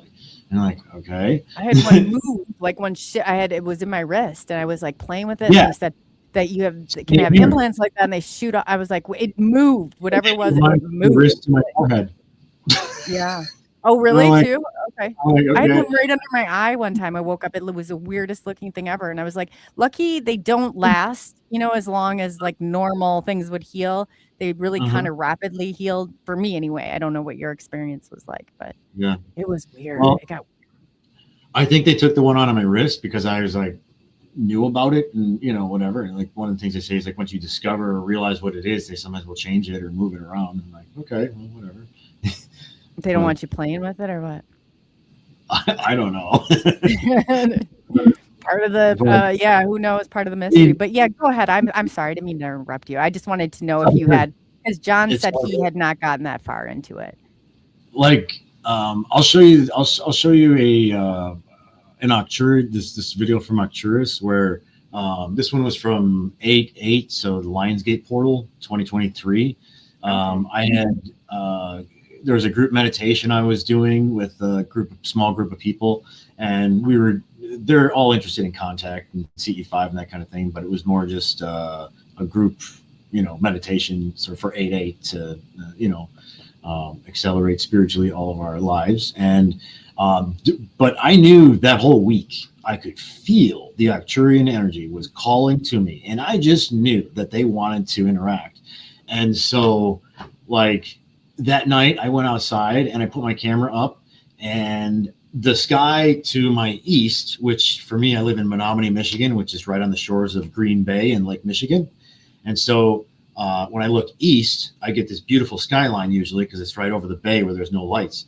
But this day I put my camera west, even though the sky was perfectly clear to the east and there's much better sky, because I knew that Arcturus wanted to interact. So you'll see, I basically called to them and they very quickly responded. Let's see. That's not the... Do you feel like you have to establish, because you said you could feel it all week. And when I'd go out there, I was usually, if there was I had let it lapse to the point there was like no, like reestablishing communication or activity again, it would take like 10 days. But I'd have to go through and sit out in my normal, and look at every little thing that flashed or moved. But I'm telling you, if there was any sort of light that was changed, I could see it a mile away. For like 7 years, I did this. I became like totally obsessed with like finding and seeing it again. It was crazy. Yeah, I know this very well from around here. All the little, everything that sort of happens, all little street lights and everything like that. Every little tree shadow where you can duck behind and get a better view, and all of those things. Oh yeah, there's something. I even had like a little space heater during the winter. It was below 0. I'm still out there. I mean, I don't know what I was doing, but I was out there. Yeah, it stopped sharing your screen, so I'm just waiting for you to pop back up here, and I'll add it back on. I'm trying to do it the last time, so it's not playing. Why would it not be playing? You know what I'm saying? Why would it, after the day we've had here so far, why would that not happen, Dan? I literally just did the same thing that I did before when it worked, so I'm not really sure. I did it like 3 times and it didn't work. Let me try and do it the other way and see what happens. Let's see. It might show the screen in a screen thing again, though. Yes, yeah. Now I see us on the screen. So it just is literally, the screen that we're almost looking at. Like it's in your, here we go. Yeah, it's in the abyss. So I'm going to, here's another one copy. This is probably the one you want. Just take a second. It says it's up, but it's not. Is it showing? Let's see it. I'm going to take this other one down. It should, but let's see. Oh, here we go. Yeah. You see? Sweet. So yeah, here's my Arcturian. Okay, so this. Could you see it? No, I can't see it yet. Oh, here we go. Got it.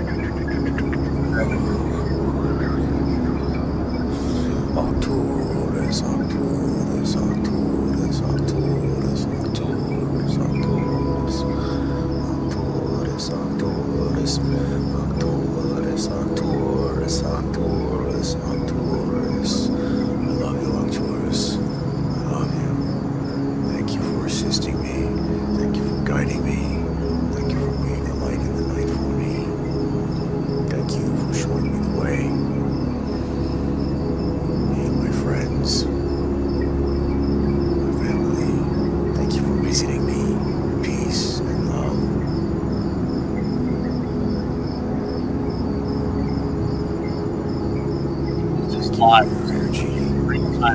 I was looking for Bigfoot.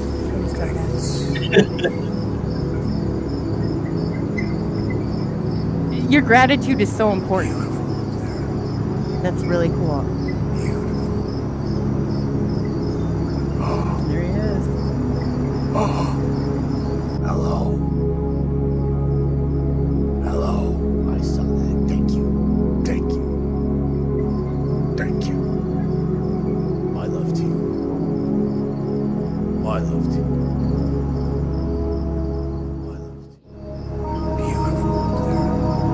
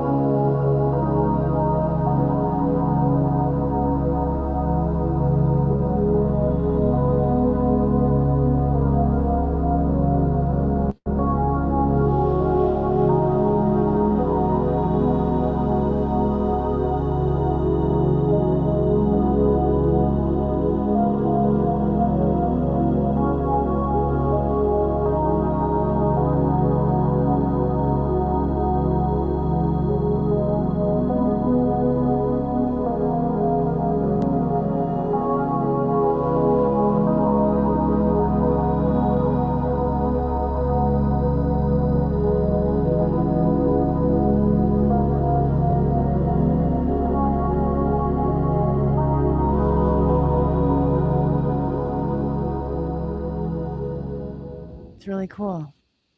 Thank you. It's really cool. Yes, So, yeah, when you hear that, I hear your gratitude. I used to call them space buddies. I'd be like, that, it's just like that is so important to have that part of it. Very cool. So now, so yeah, that was the Arcturians. They're like that particular craft. You could see there's a pre-flash in there that shows like a triangular shape. Yeah, I saw that. It looked like Yeah. the center to the one, like kind of what I saw with that Yeah, yellow it did. center. That's what I thought. When they were the one when I saw yours, it reminded me of this one actually. So definitely. That's exactly what I thought of when I saw it. I was like, I wonder if he sees that. Yeah, that's exactly what I saw. That's crazy. Yeah. There's so much to it. What do you think? I guess what is I don't even know how to word this. It's the experience is all on its own. How did you see, like, so you're literally saying, like, I see these coming from the star system. Did you notice that those type of crafts had any similarities or reacted, I guess, the same, or any patterns you could see in them? Not this particular one. Arcturians are they're like an advanced group in my experience, and they're like they don't interact with typical CE5 like beginners and stuff. They're sort of like a more of an advanced group, I would call them. So people that are seeing their craft are typically people who've been doing this for a while, and they don't. It's sort of there's certain constellations that just don't flash or don't interact that much, but. Arcturus sort of happens to be one of those. Now, the stars around Arcturus are all populated by beings that work with the Arcturians very closely. So those stars a lot of times will interact with you, but yeah, it's not. It's a real blessing when you get something like that, because it is so rare. Have you ever seen? I'm gonna pull this one before. I felt something behind me when my brother and I were out. We'd go for our birthdays or whatever, go out looking for ET UFOs, right? So I could feel something behind me. I'm not sure how clear you can see those two images behind my shoulder. So I take a picture. This is not my finger, and there was nothing wrong with my eye. Yeah. But I started snapping pictures because I was seeing something weird or strange, I guess, behind. Yes. That's but perfect. You can see the nose is more in that one, lips, but the cheeks were weird. But that one, his eyes are slanted to the side, and it's not totally a void, that black void. But I'm not sure if you can see that in the. It looks like a face. and actually from a different perspective, it really actually looks like a face with an eye and a nose and a mouth and everything right there. To the side profile, and then there's two of them. This one is also. I know it's hard to see in the. I'm gonna see if I can. Here's another. This is right there. What? I don't know if it's. I gotta go up. There he is. There's like a little energy signature down there, and then yeah. I mean, it's like you can see the cheeks, like, or I mean, it's so crazy, and I'm like, what is that? It's totally exactly like you did too, where you feel something and you just start taking a picture, and then you get stuff like that. Like, it was absolutely crazy, and we did come in contact with something like a craft. You could almost see it distorted. From time to time, I would get some that would actually like take bricks, and distort reality like completely around it. It was kind of like one of those moments. I don't know. There's a question in chat too, Dan. Or this is going back to your video. Was the light up white, or did it show up different with the naked eye? Were you seeing it different than it showed up? And definitely. I know. Yeah, it was white. When I saw it, it was like this big, big white explosion. Looked like a lightning bolt had, straight at me. Basically, it felt like from the sky, and I felt like a beautiful, heart-centered blessing when it occurred. Actually, I was going to mention when John was playing his video. Actually, as soon as the craft started flashing in his video, my heart opened up, and I felt like a little, like a little sort of electronic, sort of like energetic activation or whatever. So that's very common. You're playing yours too. I gotta say, I'm like, okay, keep yourself together, lady. Because I'm like, I get really excited really quickly about them. Yeah, I mean, I'm glad I'm not alone here. Yeah, it's like an energetic upgrade. I mean, a few weeks ago, definitely energy, definitely like just a jolt. You get from time to time. And Arcturians are very healing too, by the way. Like their ships, they share very healing sorts of energy. So, like I don't know, I felt their energy. If like this was maybe a month and a half ago now, if I think about it. But I was at the grocery store, and when I'm at the grocery store, one of the things that I sometimes will do is project different colors of energy towards different people that I see. If I'm like, just don't have anything that I'm thinking about in the moment or whatever, I'm just sort of trying to pass time. So they're like, oh, I'll send some green energy to this person, or some, purple energy over here. That's nice of you. So, like, you're a nice neighbor.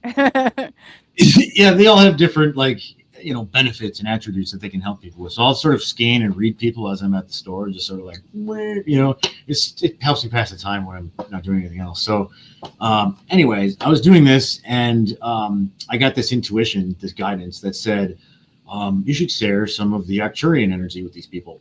And I was like, wait a minute, that's some cosmic stuff. I don't know if I should be sharing that in Walmart. You know what I mean? Like, so they're gonna start feeding off of you there. I mean, part of me was resistant. I was like, I don't know. And then I heard it again. It was like, no. I asked you to do something. Go ahead. And so I was like, okay, I'll listen. I'll do it. So I start flinging around Arcturian energy at the store. Like it's an average day, no big deal, just slinging. Yeah, I feel you. That's normal for me too. Anyway, when I got home, I'm like, I have my groceries in my hand, and I'm walking up to the door. I put the keys in the lock, and I turn the lock, and I unlock it. And I'm about to walk inside, and for some reason, it was like an instinct. I just like look back, like my keys in the door. It's unlocked. I'm like, got my hands full. I'm trying to get inside. There's no reason why I would normally look back for any reason, but for some reason, I just automatically look back at this very moment. And as I do that, a ship illuminates in my view, right in front of me, right next to Arcturus, actually. And they and so they lit me up and gave me this blessing of energy, and I was like, it's just so, it touches you so deeply to have something like that. It's moving. You're right. It won't mean anything, or at least it might mean something to other people, but it won't mean that much to them. But like that sort of experience to yourself, when you sort of have it, it's miraculous. It's just amazing. Well, it's like you see this, and I would get and I'm like, oh my gosh, like I saw and then I would play it and I'd show people and it'd be the most underwhelming thing ever. And they're like, that's a blink. And I'm like, no, you don't understand. You weren't there. You didn't experience it. You might just think that looks like a nice little blinking light. But to me, that was just like a huge, experience. Like, oh, definitely. Definitely. I could see how people would think it was a little strange if they didn't know it. I mean, I definitely could see that. But it really is. It's so unique to the individual too. It really seems that way from everything that in all the people that I've talked to. Yeah. It's crazy. It really is, but it's so exciting at the same time. So do you go through I thought it was James Gillian, when he came on, I found it so fascinating that he could say oh no, I see characteristics now, that because he's more, does the Lionsgate and the communication level with them, that. Do you see some of that in humans where you're like, oh, okay, no, that would definitely, kind of fall within the star system or different characteristics in people at all? Sometimes, yeah.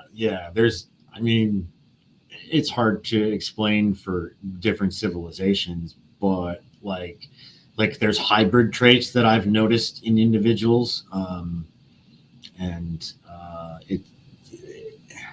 don't know. It's like the way that the angle of the teeth and the hairline, where the hairline sits, and things like that, are stuff that I've actually noticed in people that I know are starseeds that are of specific origins and stuff. I don't know. Some people have marks and stuff like that. I have I don't know if you can see them. I have 3 marks here. It's like Orion's belt on the side of my face. That's Ryan's belt is so telling. It's so I have a tattoo because of that reason. I'm like, it was that, it intense to me where I'm like, that's always where I would go and look for it. And I'm like, it is that powerful. I call it creepy Orion's belt. And I'd say that's where you always start, right there. Mm-hmm. I love Orion. I mean, they're one of my favorite civilizations to interact with. And they've given me some really... they're naturally creepy, but when I first started this, I knew nothing about Oh, yeah. And they're known, like, they have a bad rep as far as, for starseeds and CE5 and that kind of thing because of the challenging, circumstances that they went through as a civilization. Yeah, but, the Rhine Wars. Yeah. Yeah. Yeah. They really, it is so much. I mean, there's so much. What do you think about Fallen in the chat said that he feels like the reptilians kind of come from that area? I've heard that from the different A, B, and C and all the different star systems that are within Orion's belt. What do you think about some of that? And I guess what's here on planet Earth? So reptilians are a very ancient group, older than the Orion system overall, but they definitely did have some very strong interactions with Orion for a very long time. And there's a lot of traits of Orions that stem from certain factions of the reptilians, I would say. And the reptilians are a founder species of all of humanity in ways, but whether it's Orion humans or Orion ETs or humanoids or Earth humans in that context.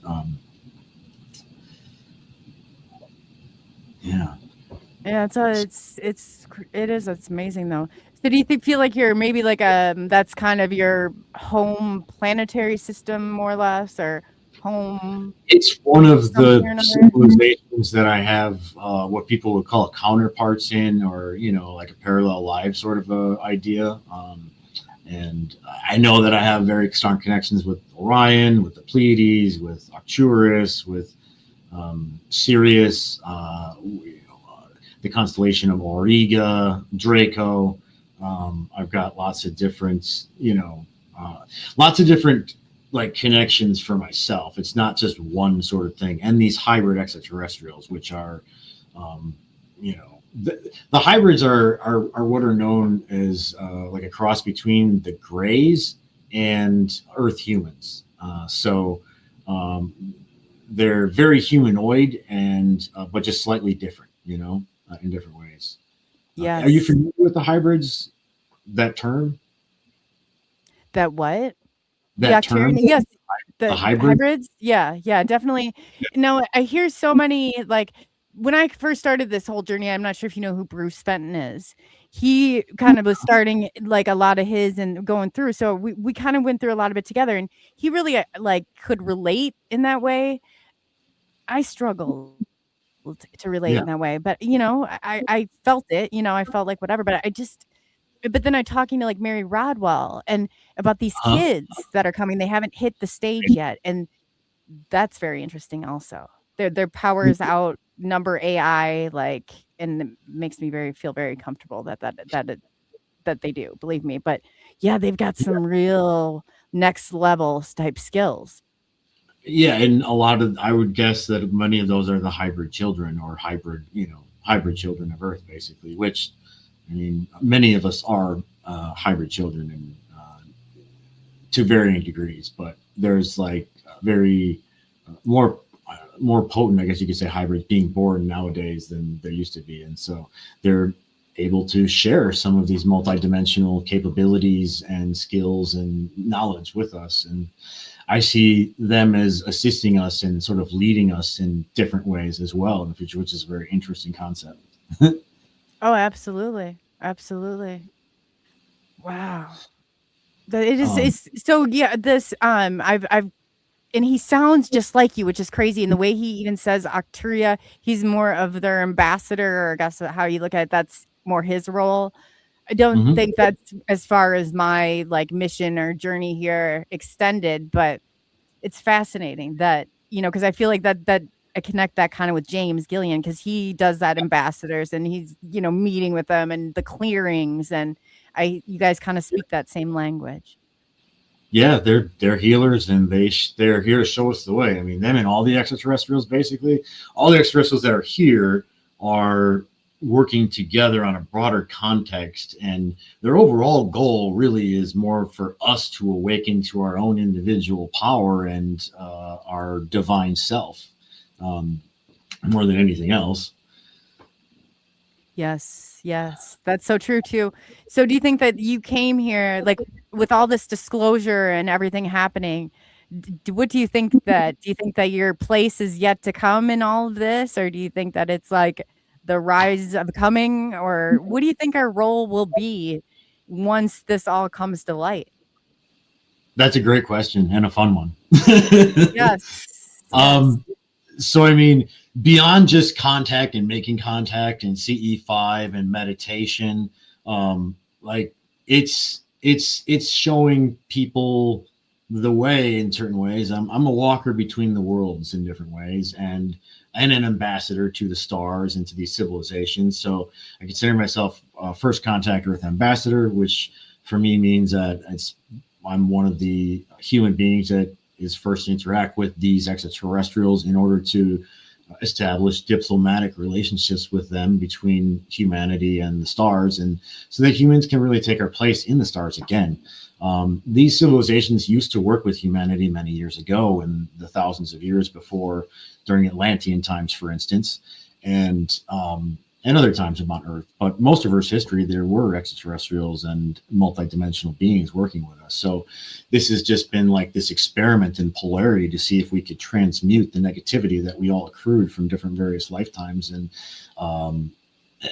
we chose this as like our collective life path, so I see like myself as this ambassador, but also as a magus, a magician, and somebody who is going to and who is steering the Earth to the most divine possible future for us all, utilizing the tools that I've accrued throughout my life, prayer and magic, and these connections and spiritual meditation, and so someday it is actually my goal to lead the world in a guided meditation process. So that's my ultimate goal, is for all of us to actually meditate together. I know we have a lot of steps in between now and then, but Yeah, That's, no, first we have to all just even remotely exist in one another's presence. I mean, that's like, that's huge. But, I think that if we could just stick to this, it's like before they put the political stamp on it or before they make it some sort of, duality, so to speak, there's nobody that wouldn't get along under those circumstances. I mean, the energy is like everybody's just like, I've been around. Oh, wow. Like, if you're experiencing it right there, you're a part of that. I don't see how that could be hateful or harmful between each other. yeah, no, it's expansive and loving and joyful. And, I mean, we will be living in infinite creativity and connection between each other and the source of existence, basically. I mean, it's, really coming into our divine purpose. It's not that we won't have challenges to face or go through as a species or individually. Of course we will, but our ability to make it through those and to choose better options and for the collective and for each of us and to new ways of interacting and responding to these things really is where we're at, in the age of Aquarius right now. So many people have said that. What can you explain exactly what you mean by that? So yeah, the age of Aquarius, you could say, officially began in 2012, December 21st, I believe it was. And so we're just so far into it, but like it's a, I don't know exactly how many, 2,160 years or something like that, I think is the average time for an age in the sky, and that that it begins. So it's like this incremental thing that we're just working into, and we've just sort of stepped into greater aspects of it, and we see this world changing, and it appears chaotic. And it looks like, in a lot of contexts, it is chaotic. I just had a candle just like blow out, and I was like, oh, that was really weird. Sorry. Yeah. The smoke all of a sudden, I was like, what was that? But yeah, it just blew up. But yeah, but we're all being led towards it. And I see the way that people interact differently, even people that I know very well, that aren't spiritual at all, that have nothing to do with extraterrestrials and stuff like that. I see the advancements in different things. I see more peace on Earth today than what it was 10 years ago in different ways. And so we are definitely moving towards it, even though it may look like we have some really big things and hurdles to work through to get to this sort of equilibrium where we're all living in peace. Ultimately, it's not that far off, and that's the only reason the extraterrestrials are here, is because I know the media and online, it makes it seem like the world is falling apart, but I think if you were to actually measure all the individual collective people and whatnot, more people are actually ascending and going up in their vibration and frequency than are descending in a lot of ways. So I hope that it really is, though. It really is I guess, do you think everybody's here for they're a part of this, so to speak, to the extent of what some are? Because I think that there's they're looking at, from what I've seen anyway, and what the stuff I've come across, there's certain people that it seems like they need to identify who they are once they get here. They might not necessarily know who they are, but there's certain characteristics about these people, such as seeing ET or UFOs, that makes other people very curious about them, and things like that, I guess, is what I'm referring to. Yeah, and I think they're going to open up a lot more as these things become more commonplace. It's from my perspective, open contact is only about a year or so away. So the point of open contact, in which the entire world knows that there are extraterrestrials, they're actually landing in a organized fashion, and that the whole world knows about it, it's being televised, and we're all seeing it. There's no denying it whatsoever. So, we're very close to that process basically in today. And so as soon as that happens, clearly everything is going to change. It's going to awaken so many people. And, so Like that's where we all come in. I don't know. Should we do that? Should we do that, Dan? Should we go waking these people up? I always thought rip the Band-Aid off, but I've seen some of the reactions. I don't know. I think some just let them sleep for a bit, or what do we do here? I mean, they're going to have them, but they're going to have to work through them because it's real and it's time, and they have had their day of fear, and it is over. So it's we're dragging you out there on the lines, and you guys are going to deal with this appropriately for once. Yeah, I mean, we all as souls wanted to come here for this at this time, and there are, you know, lines of souls that's eons long that want to come in right now because it's such a magical place and time to be a part of. You see it that way, Dan. That's excellent. I'm here. I am. Do you find this a prison planet? Are we trapped here, Dan? And you got souls lining up to get here. No, it's only supposed to seem like that. Like it does seem like that at times, and I totally understand, you know, where it feels like hell from that time. Yeah. No, but I liked your perspective. For not the life of me could I see how that would have happened, but you just made it happen. I get it now. Turn around now. Run back to your house. Yeah, no, that's funny. Yeah. So you think that the soul, right? So the vessel coming in, what is so powerful about these individual souls that somebody they're trying to grab them while they're here? Because there's definitely something pulling here on humanity. Like from which perspective? So like if I were some energy source or something here down on planet Earth that needed humans for their light, for their vessel, I don't know, whatever they need, the soul, whatever this soul trapping mechanism is, or, you know, I just feel like there's something that feeds off of us that is looking, and for whatever reason, that's why you have like the SSP or the super space, or the people that come, like I have weird blood types, or why you find people, you know, and the gifted and talented, why I turn my mic off, why you see spirits, like things like that.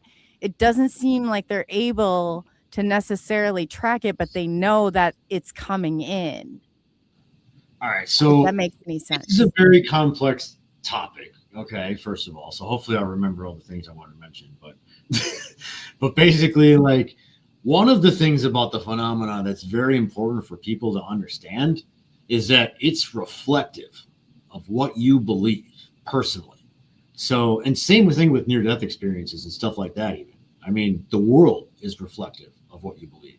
So, like, if somebody had a near-death experience and it was negative, for instance, it wasn't all love and light or whatever, like that is partially based on what they believe. Okay. Same thing with these extraterrestrials, as far as like the people that have had negative experiences, primarily it's because of the fear-based belief systems that they've got within themselves about the experience. We are all infinitely powerful creators of our own reality. The extraterrestrials aren't going to take that power away from us. So if you believe that, you know, for instance, like if somebody believes, for instance, that they're going to harm them, or that they came to, you know, harvest their sex organs, or their, you know, whatever it is that they're, you know, worried about, then you're significantly more likely to actually have that experience as your, you know, what happens when you interact with them as your memory.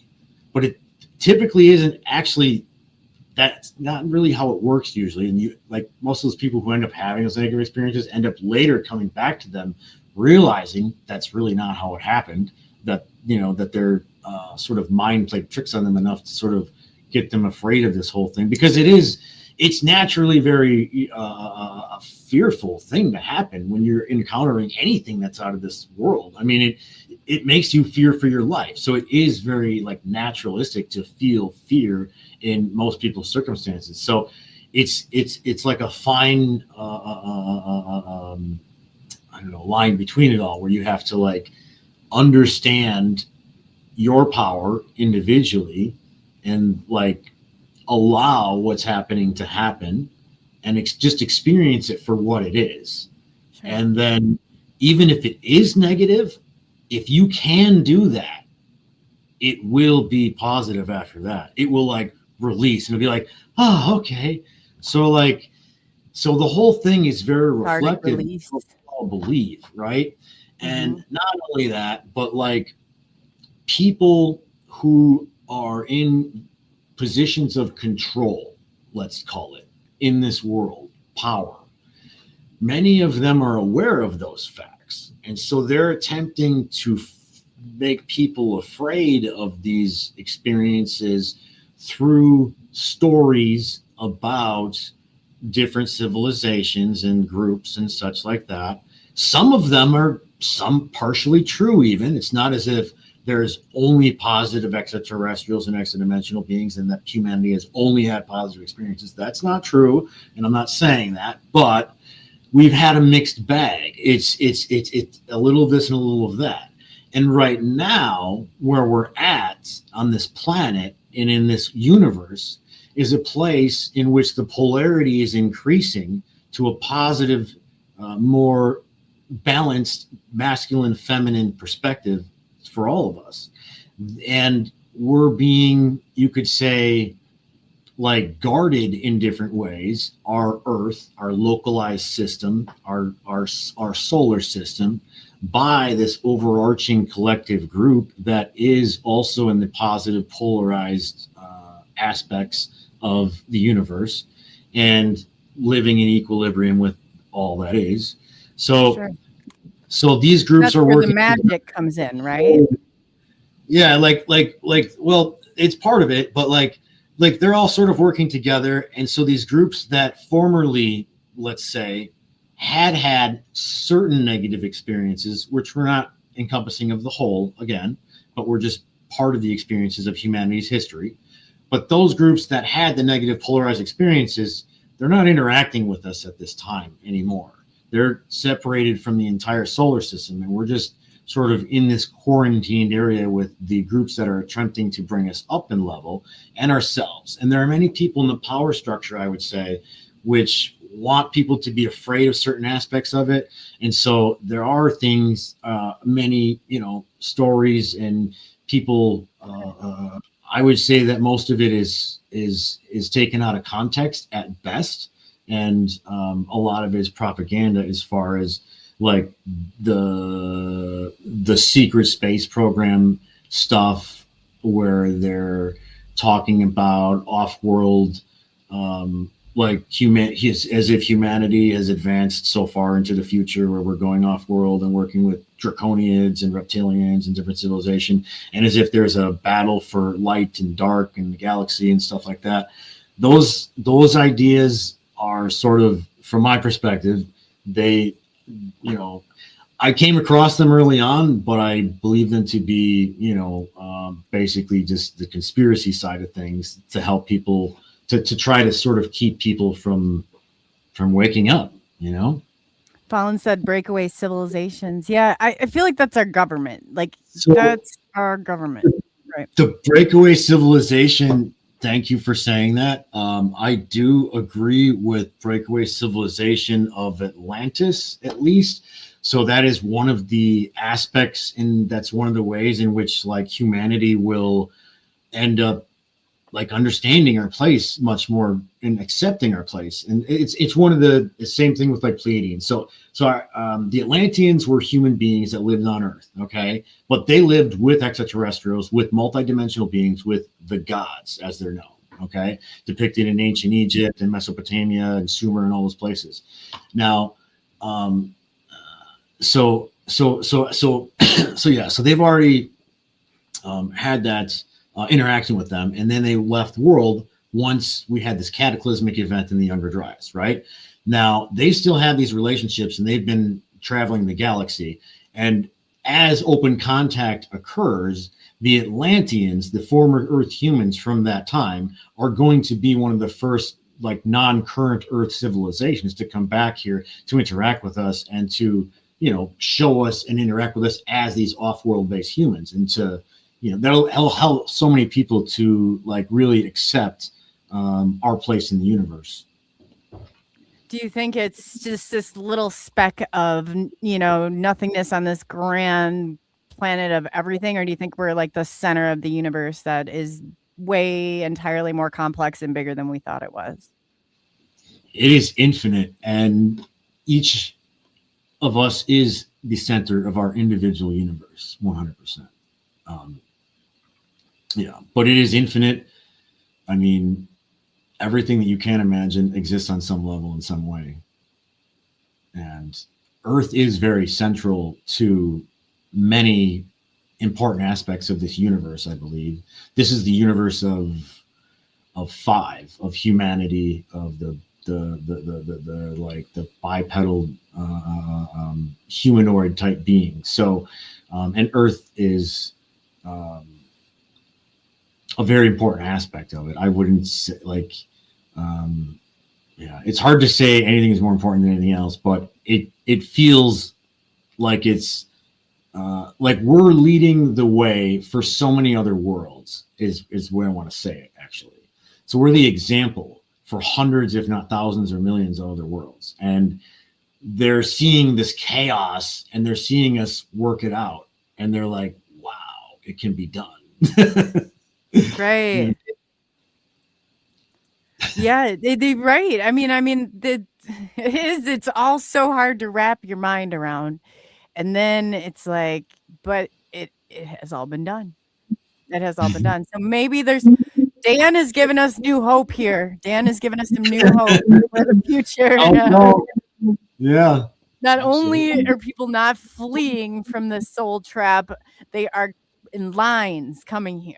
And I'm like blown away by that. But hey, I can see that now. Like, Dan helped me see past my whole prison trapped feeling. But it really is. I guess, when you open your mind up to the possibilities of stuff and you see things in a positive light, things can definitely change and happen. So thank you for that.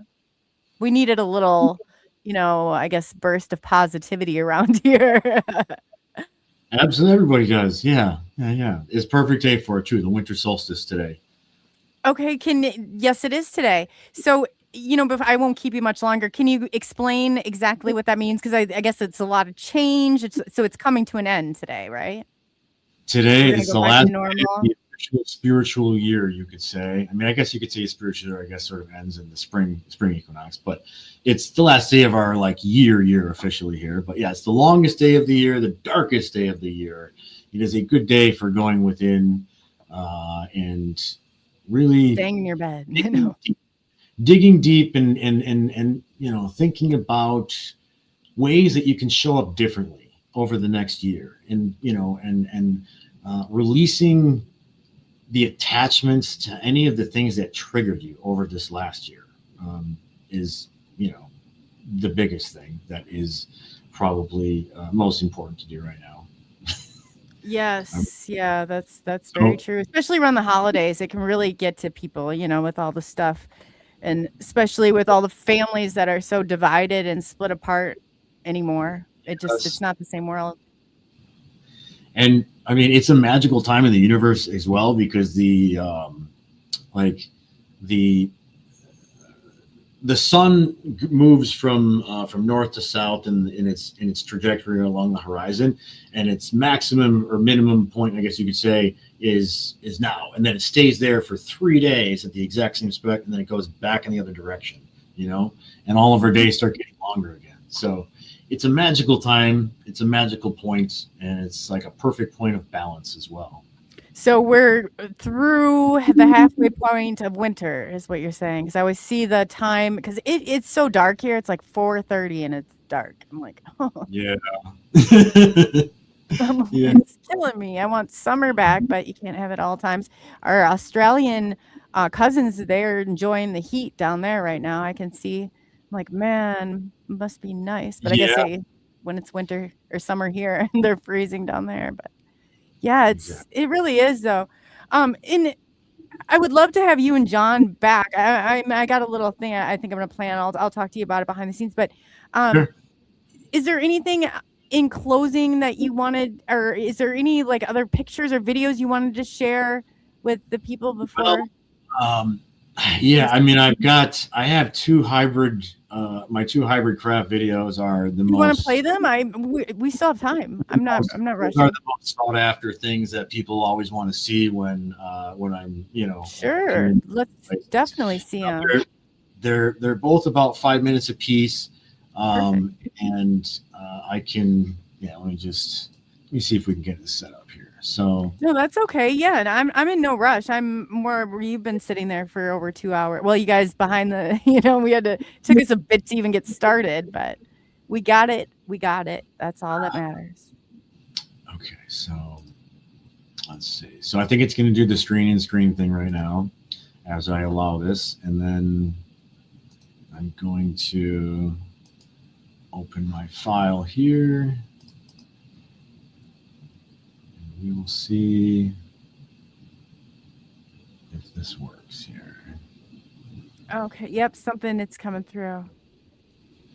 Oh, Kilburn, thank you so much for reposting that on X. Yeah, thank you. Thank you to everybody who's here in the chat. I really appreciate you guys all being here and asking questions and being tuned into this. I really do. Okay, so they're great. They really are a great bunch. Coley, can you see the my screen now? It's it does this every time where it just I think I have to pull it off and then add it back on because I see it behind the scenes, but there it goes. Okay, cool. So on there in the screen, this symbol right here is a contact symbol. It's one of the things I use to connect with these civilizations. This is for the Yael civilization, actually. And this craft right here that we're about to see is a multi-purpose craft. It has different species on it, multiple different species on it. It has Arcturians and Yael, and as far as I know. And I had this, so I had this experience. This was like during a CE5, and it was one of my first ones of the year. I just bought this camera, and I was really excited to use it. And I was super excited to go to this festival. It was it's called Moon Dance. Some friends of mine threw it. And so I went to this music festival, and I was there on this Thursday night as a pre-party, and I was having the time of my life doing a sky watch. I'm all alone. I'm in the middle of this field, and there's all these people. Mostly they're all sleeping, though, in their tents, because it's like 4 a.m. or something. So I'm like doing a sky watch by myself, and I had the most beautiful sky watch there. And as far as I saw tons and tons of different craft. I don't know how many, but dozens and dozens of different things I had on video. This was the most exotic, though. So as I explained it in the video, and so I'll let it narrate itself. But basically, as I was doing CE5, I looked up and I saw this craft, and it was shooting laser beams. It was shooting these laser beams in front of it, like these red and green laser beams. And you'll see on the video, it does it right on video. I've seen the red and green when they've come really close. I've seen that. That's interesting. Yeah. And it sometimes has a little one that either an orange or a yellow one in the middle too. But it's shooting these laser beams, and after it shoots each one, they disappear, and the craft disappears, and it reappears at the edge of where the laser beams were. So it's like leapfrogging through space, disappearing, reappearing as it's shooting these lasers ahead of it. Is like the wildest thing I'd ever seen. I'd never heard of anything like this. Even I still haven't actually ever seen anybody else with. Like, I know that there are other people that have hybrid encounters, but I just haven't really seen any quite like this. So in any case, it's unique. Let's take a look.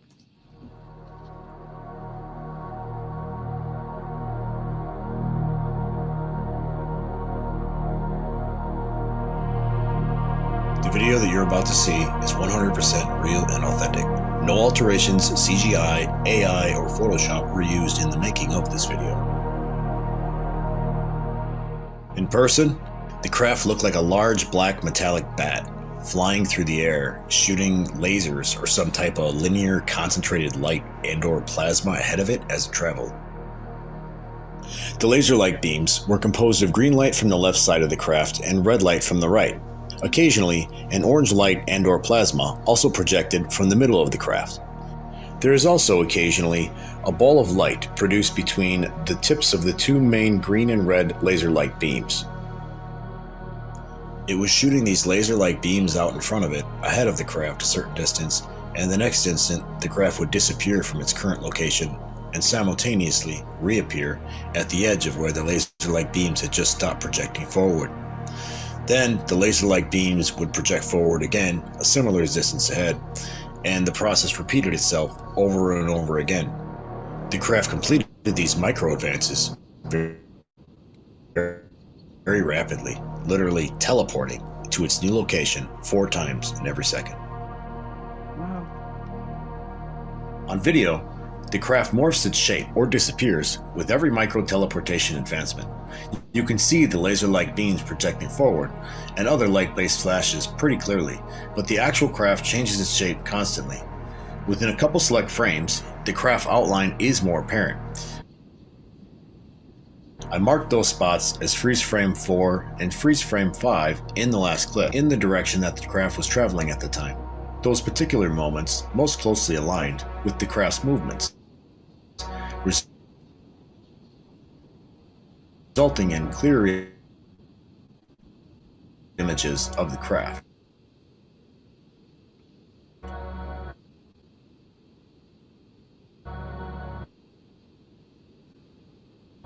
Oh, it's in Wisconsin.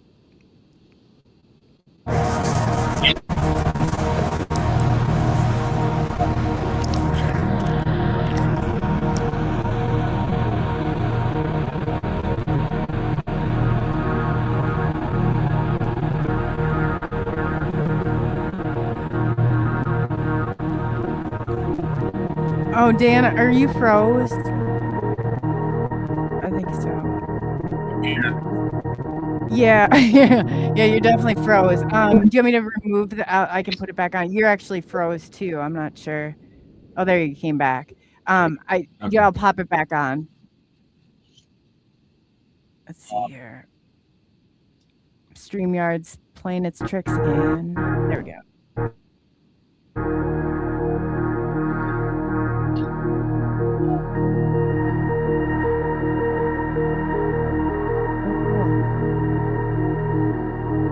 Very cool.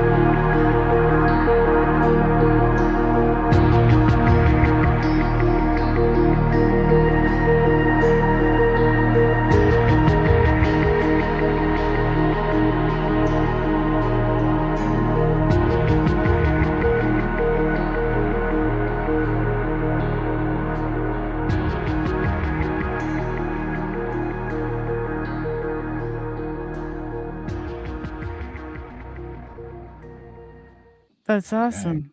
Very cool. Yeah, thank you so much for bearing with me. I know it was fading in and out a little bit. No, that's okay. In the grand scheme of things, that went pretty smooth today, Dan. Pretty smooth. So you're good. Yeah. If anybody wants to see the full version of that video, it is on my YouTube channel, publicly available right now. So give us your YouTube channel, and I'll have them pull the link.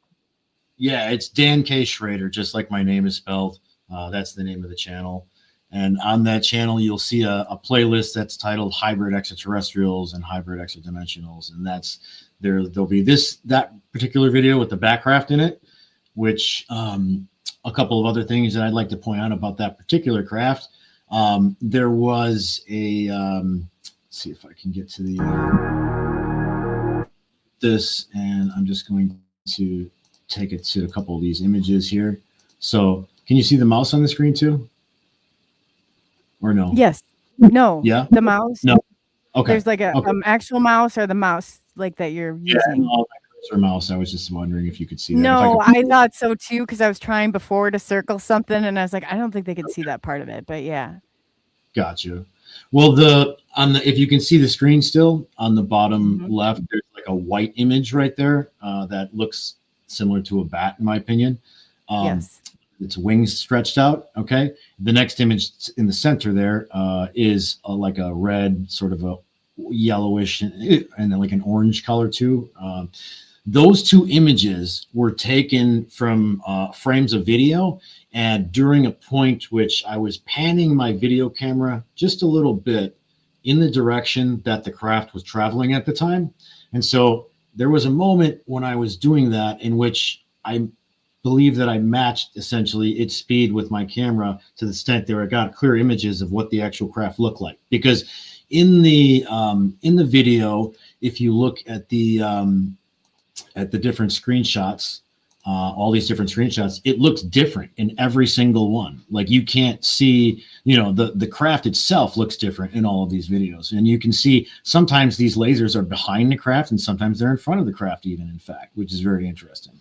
So, but in each of them, it looks different. To me, to my naked eye, I could see that this craft looked like a black metallic bat. It wasn't, like it looks white in the one image that looks most accurately like what it actually physically represented to me. But it was black in color, and I could see that physically with my eyes as it was flying by me. It just happened to be reflecting or whatever, or they shined this white light. I'm not sure how exactly I captured it like that, but I did. So, but that's, that shows me the shape and, and everything like that. So, but yeah, this was quite a peculiar one. I also placed the size and speed estimates of this one in there. I was actually able to estimate that because this craft was flying at a lower altitude. So I was able to just take some measurements based off of some other aircraft that were traveling in the area, terrestrial craft. And it was about, in my best estimation, 84 feet, 200 miles an hour, roughly. So wow, really cool. Man, you got the rest of like you're really organized, Dan. You're really organized. That's awesome. I'm glad that somebody is. Thank you. Yes, go. But yeah, by all means proceed. I was looking, I found a picture where I saw the red and green thing too to show you. Did you say the red was on what side? I guess if you're looking at a picture image that the left. Looking at the picture would be on the right. Or be on the right. Okay, so mine looks like it's just the opposite. But yeah, go ahead. Sorry, I just wanted to ask. I was curious. No, yeah. So that's pretty much it for the Backcraft as far as what I have to share. But I do have one other hybrid craft video that if we hurry, we could definitely show too. That one is called the Auric Ring Craft. And it is, let's see, let me just readjust this a second here. See if I can add the file. All right, so I added it in there. We'll see if it wants to start here. So this is another CE5 that I was doing. It was in my backyard in Menominee, Michigan that this one occurred. And I was just doing a CE5. And I was really shocked when I saw this particular craft because it literally happened only a few minutes into my contact meditation. I mean, I was out there for like 2 or 3 minutes and then this craft appears. And I was literally like, I remember thinking, that's impossible. I remember being like, there's no way that they came from the other side of the universe and are here instant, like already. Like I literally just came outside. I mean, I haven't even sat down. Yeah, you know what I mean? right. It's like, I don't know. And I remember looking at it and like, I was like, is that really, and, but sure enough, this happens to be, the second hybrid craft is even, I don't know. It's hard to say that it, like both of the first one and this one are very extraordinary. They are, they've never been publicly documented, this type of propulsion system or, interaction. So I feel very blessed to be able to share them with humanity in this way. This I had to pull it. It was doing its thing again, so I'm going to put it back up. Yeah, it's all but is it? Let's see here. It's not even okay. Just sometimes No there alterations. we go. Okay, Yeah. so I'll start in just a second, but this craft, just to explain why it's called the Auric Ring craft, is that it actually so it travels in a similar way as the Batcraft. What I mean by that is that it also leapfrogs through space-time. So it's morphing space-time. It's not just traveling in a straight line. Okay, it looks like it's swimming through space at different times. Actually, it's like these craft are living beings, each of them. Okay, and this particular craft is alive, and it has an aura, just like all of us humans have auras. Okay, and the way that it moves through space is it takes a portion of its aura and it projects it out in front of the craft in a similar way as the Batcraft projected those laser beams out in front of it. Okay, basically detecting the space-time locational variables of that location in space and time, and then it's plugging that into itself, into its internal, self network, right? And it's reprogramming its position in space-time, and then it's appearing at this new location in space-time. But from our human vantage point, when we look at something like that or record it on video, it looks like it's swimming, or it's in and out of this dimension, or it's fuzzy, and it looks like it's like going straight and then go like up real far, and then like these really weird motions that don't make any sense at all. Anyway, Right. Let's take a look. Let's see what we got here. All right, so here's another contact symbol as well. These are for the Pleyel is the ones that are in the ship. They are a faction of the Greys that has sort of more light to them than most of the other ones. Like more of the white, I guess. More light to them, like more love light, I would say. They're a revolutionary group similar to the Orions. They're actually like an offshoot that separated themselves from the rest of the Greys because they didn't resonate with their like states of being. So they're sort of like a independent group of revolutionaries. Right. Oh, I like them already. AI or Photoshop were used in the making of this video. The object in the video is a real UFO being operated by an extraterrestrial, extra-dimensional, non-human intelligence. The craft uses an advanced form of propulsion that has never before been publicly documented. This video documents a very special encounter that I recorded with an extra-dimensional UFO that travels in an out-of-this-world kind of way. I was very surprised when I first saw this craft, partly because it showed up only 3 minutes and 21 seconds into my contact meditation, and I just thought, how could they have heard me already and gotten here? With my unaided eyes, I could not tell from the ground that the craft was traveling in such a strange way. It looked odd, and I got the feeling that it was extraterrestrial, but without being able to see it closer, I naturally questioned it. The craft was traveling from a pretty far distance away at the time. That made it challenging for me to discern the extraordinary propulsion system that is evident on video. As you will be able to observe on video, this craft travels in a unique manner. It appears to be projecting some type of auric rings in front of it, which seem to pull the craft through the atmosphere. The craft also has a fluid-like appearance to its movements, making it seem to be swimming through this dimension.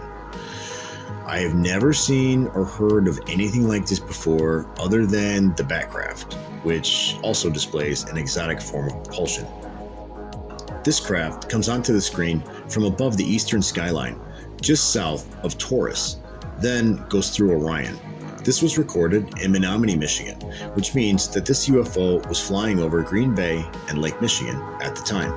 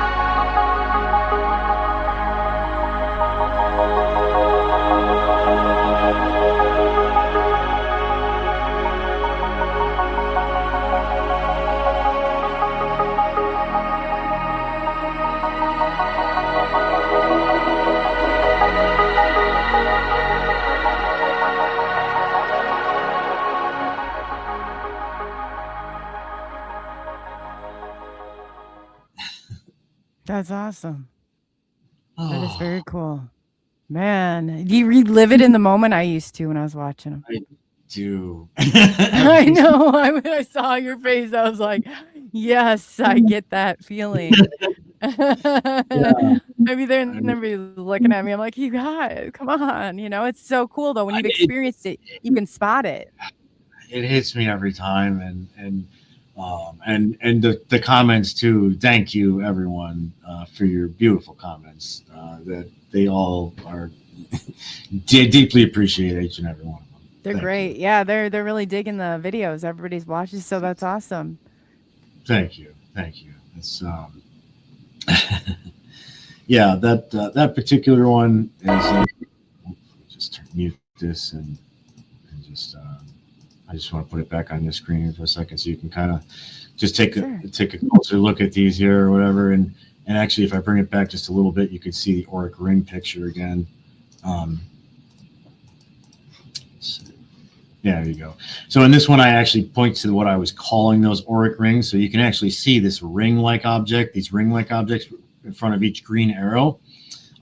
The craft, it looks like, if you look closely at the video again, it looks like the craft is sort of being pulled through those ring-like objects each and every time that it moves forward. And you can see the, like, what I call swimming movements, and, you know, where it's like up and down and, you know, moving through. It's not in a straight line at all. So, no, yeah. it almost seemed like that's kind of like the one that I saw that was flipping through all the different shapes and sizes. Yeah, exactly. Yeah, these are, it's wild when you see something like this. It really is. So that's it for my hybrid videos. I do have that are public. I have one more that's going to be public very soon. It's called the Soul Alchemist. That is a craft that appeared to me during a magical ritual when I was doing magic. And I was doing an invocation, and we'll have to talk about that story next time. That's the crystal skull activation story, and then 18 minutes after that, I saw another hybrid craft when I called upon them in the sky, doing an invocation for the hybrids. So it was is another miraculous, you know, type of thing, but it's so unique in its own, you know, experience, of course. So. Yeah, no, I heard. I didn't know if the dog was going to come busting through the door, so I was still totally listening and engaged with what you're saying. You don't have to rush. I was preparing if the dog came busting through the door, because it sounded like it was going to happen. Okay. Yeah. But this is absolutely amazing. I was looking for the one that I pulled really quick that it reminded me, and it was weird because you talk about. And I didn't know the significance of the red and green light, because I've seen them before where it's like they've been down even lower to the ground. But what do you think that is, like, what's happening when you see that? I mean, in part, it's, you know, it's them trying to blend in part. A hybrid extraterrestrial craft is typically the ones that you will actually see with those types of lights.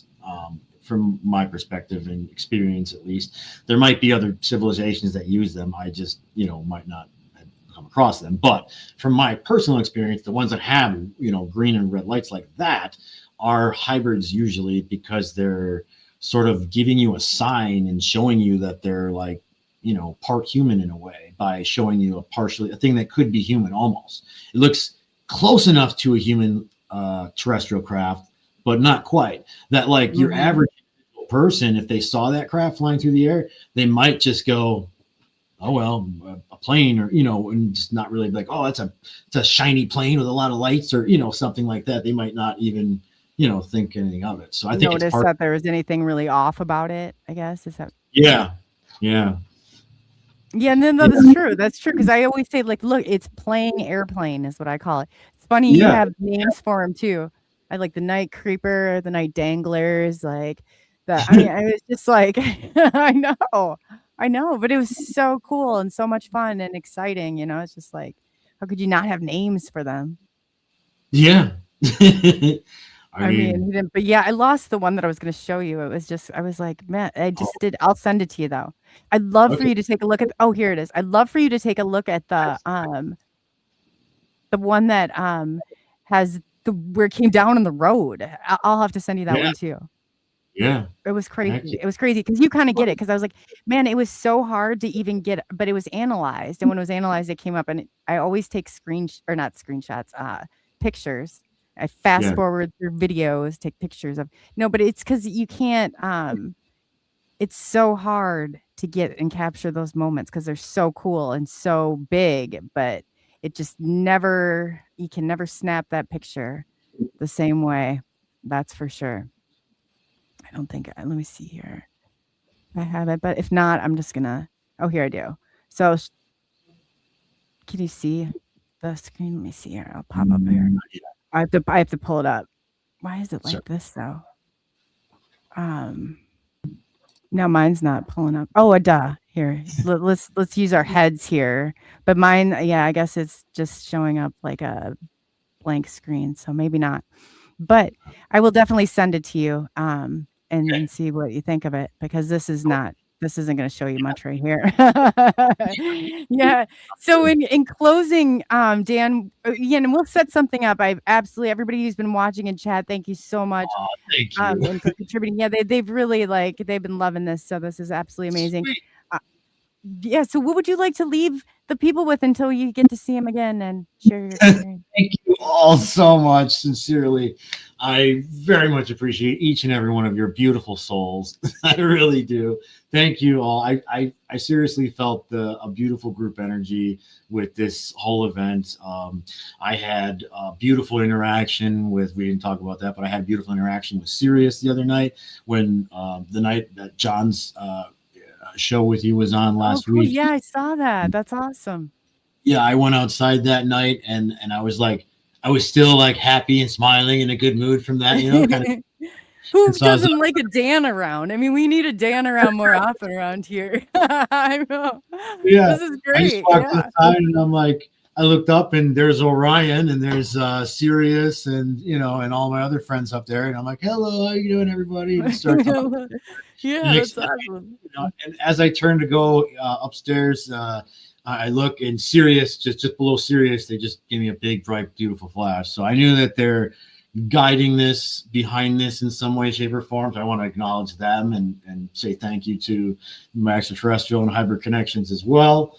And to everybody else here, thank you again. And please check out, if you're interested in these kinds of videos, I do have many more on my YouTube channel of both, traditional UFOs and CE5 things that are, traditional is kind of a funny word for it, but, I guess we'll take what we can get, right? Yeah. That's awesome. And the hybrid videos are on my YouTube channel. And I also put my magical meditations, which I'd love it if people would attend those. I do regular magical meditations. My website is under construction right now, but within the next few weeks, you'll be able to sign on to there and sign up to attend them live. And I do them on the new moons, the full moons, solstices, equinoxes, stuff like that. We work with crystal skulls, the archangels, the elements, and we do magic and guided meditation together. It's a lot of fun. There's a bunch of free ones that are on my channel right now in a playlist. So just look for the magical ritual guided meditation playlist on my channel. And I will see you next time. Here, it's under construction, right? But I can go ahead and release that too when your website's back up and running. Yeah, it'll be dankschroeder.com when it's ready. And Well, cool. No, that's awesome. That's absolutely awesome. And again, I was looking for the link because it's just as your name is spelled. Let me pull this off here because I know Kurt had posted it earlier. So yeah, Dan K. Schroeder. Go ahead and definitely follow his YouTube, follow his social media. Facebook, is that the best place to follow you too at Dan? Yeah, I post everything on Facebook and I interact with people mostly on there and YouTube, of course. So I'm also on Twitter though, so give me a follow there, please. It'd be awesome if I could get active on Twitter. People never react to stuff. Is it under Dan K. Schroeder also? I'm on Twitter. Yeah. Okay, cool. Yeah. No, I'll follow that. So again, thank you so much. And we'll set something up soon. And I appreciate your positivity and your excitement for life, because we could use a little bit of Dan around here, I tell you. So it was very much appreciated. Beautiful. Beautiful. All right. Well, take care, Dan. Thank you so much. That was pretty awesome. I absolutely love those times and those memories. I mean, it's probably, and Dan definitely reminded me of that there's still positivity in the world. I mean, we might not just absolutely been trapped here, and that people may even be trying to get here. So that's a lot to digest, but it really was. That's a start. So I appreciate everybody tonight. Thank you for taking the journey into the unknown with SNX Radio. We've had quite a wild ride tonight with StreamYard and trying to even get sound. So appreciate everybody bearing with us, and enjoy your night. Stay safe, stay warm. And for Australian cousins down there, you guys suck right now for the weather. But I'm so happy for you. I'm so happy for each and every one of you that you get nice heat to go out in. And I know that when we have summer here, you guys suffer. So love you all, and I'll see you soon. Night. SNX Radio invites you to unravel the mysteries of the cosmos with us as we dive into UFOs, cryptids, and everything otherworldly. As we navigate the night, we investigate the unknowns that spark our curiosity and challenge our understanding of reality.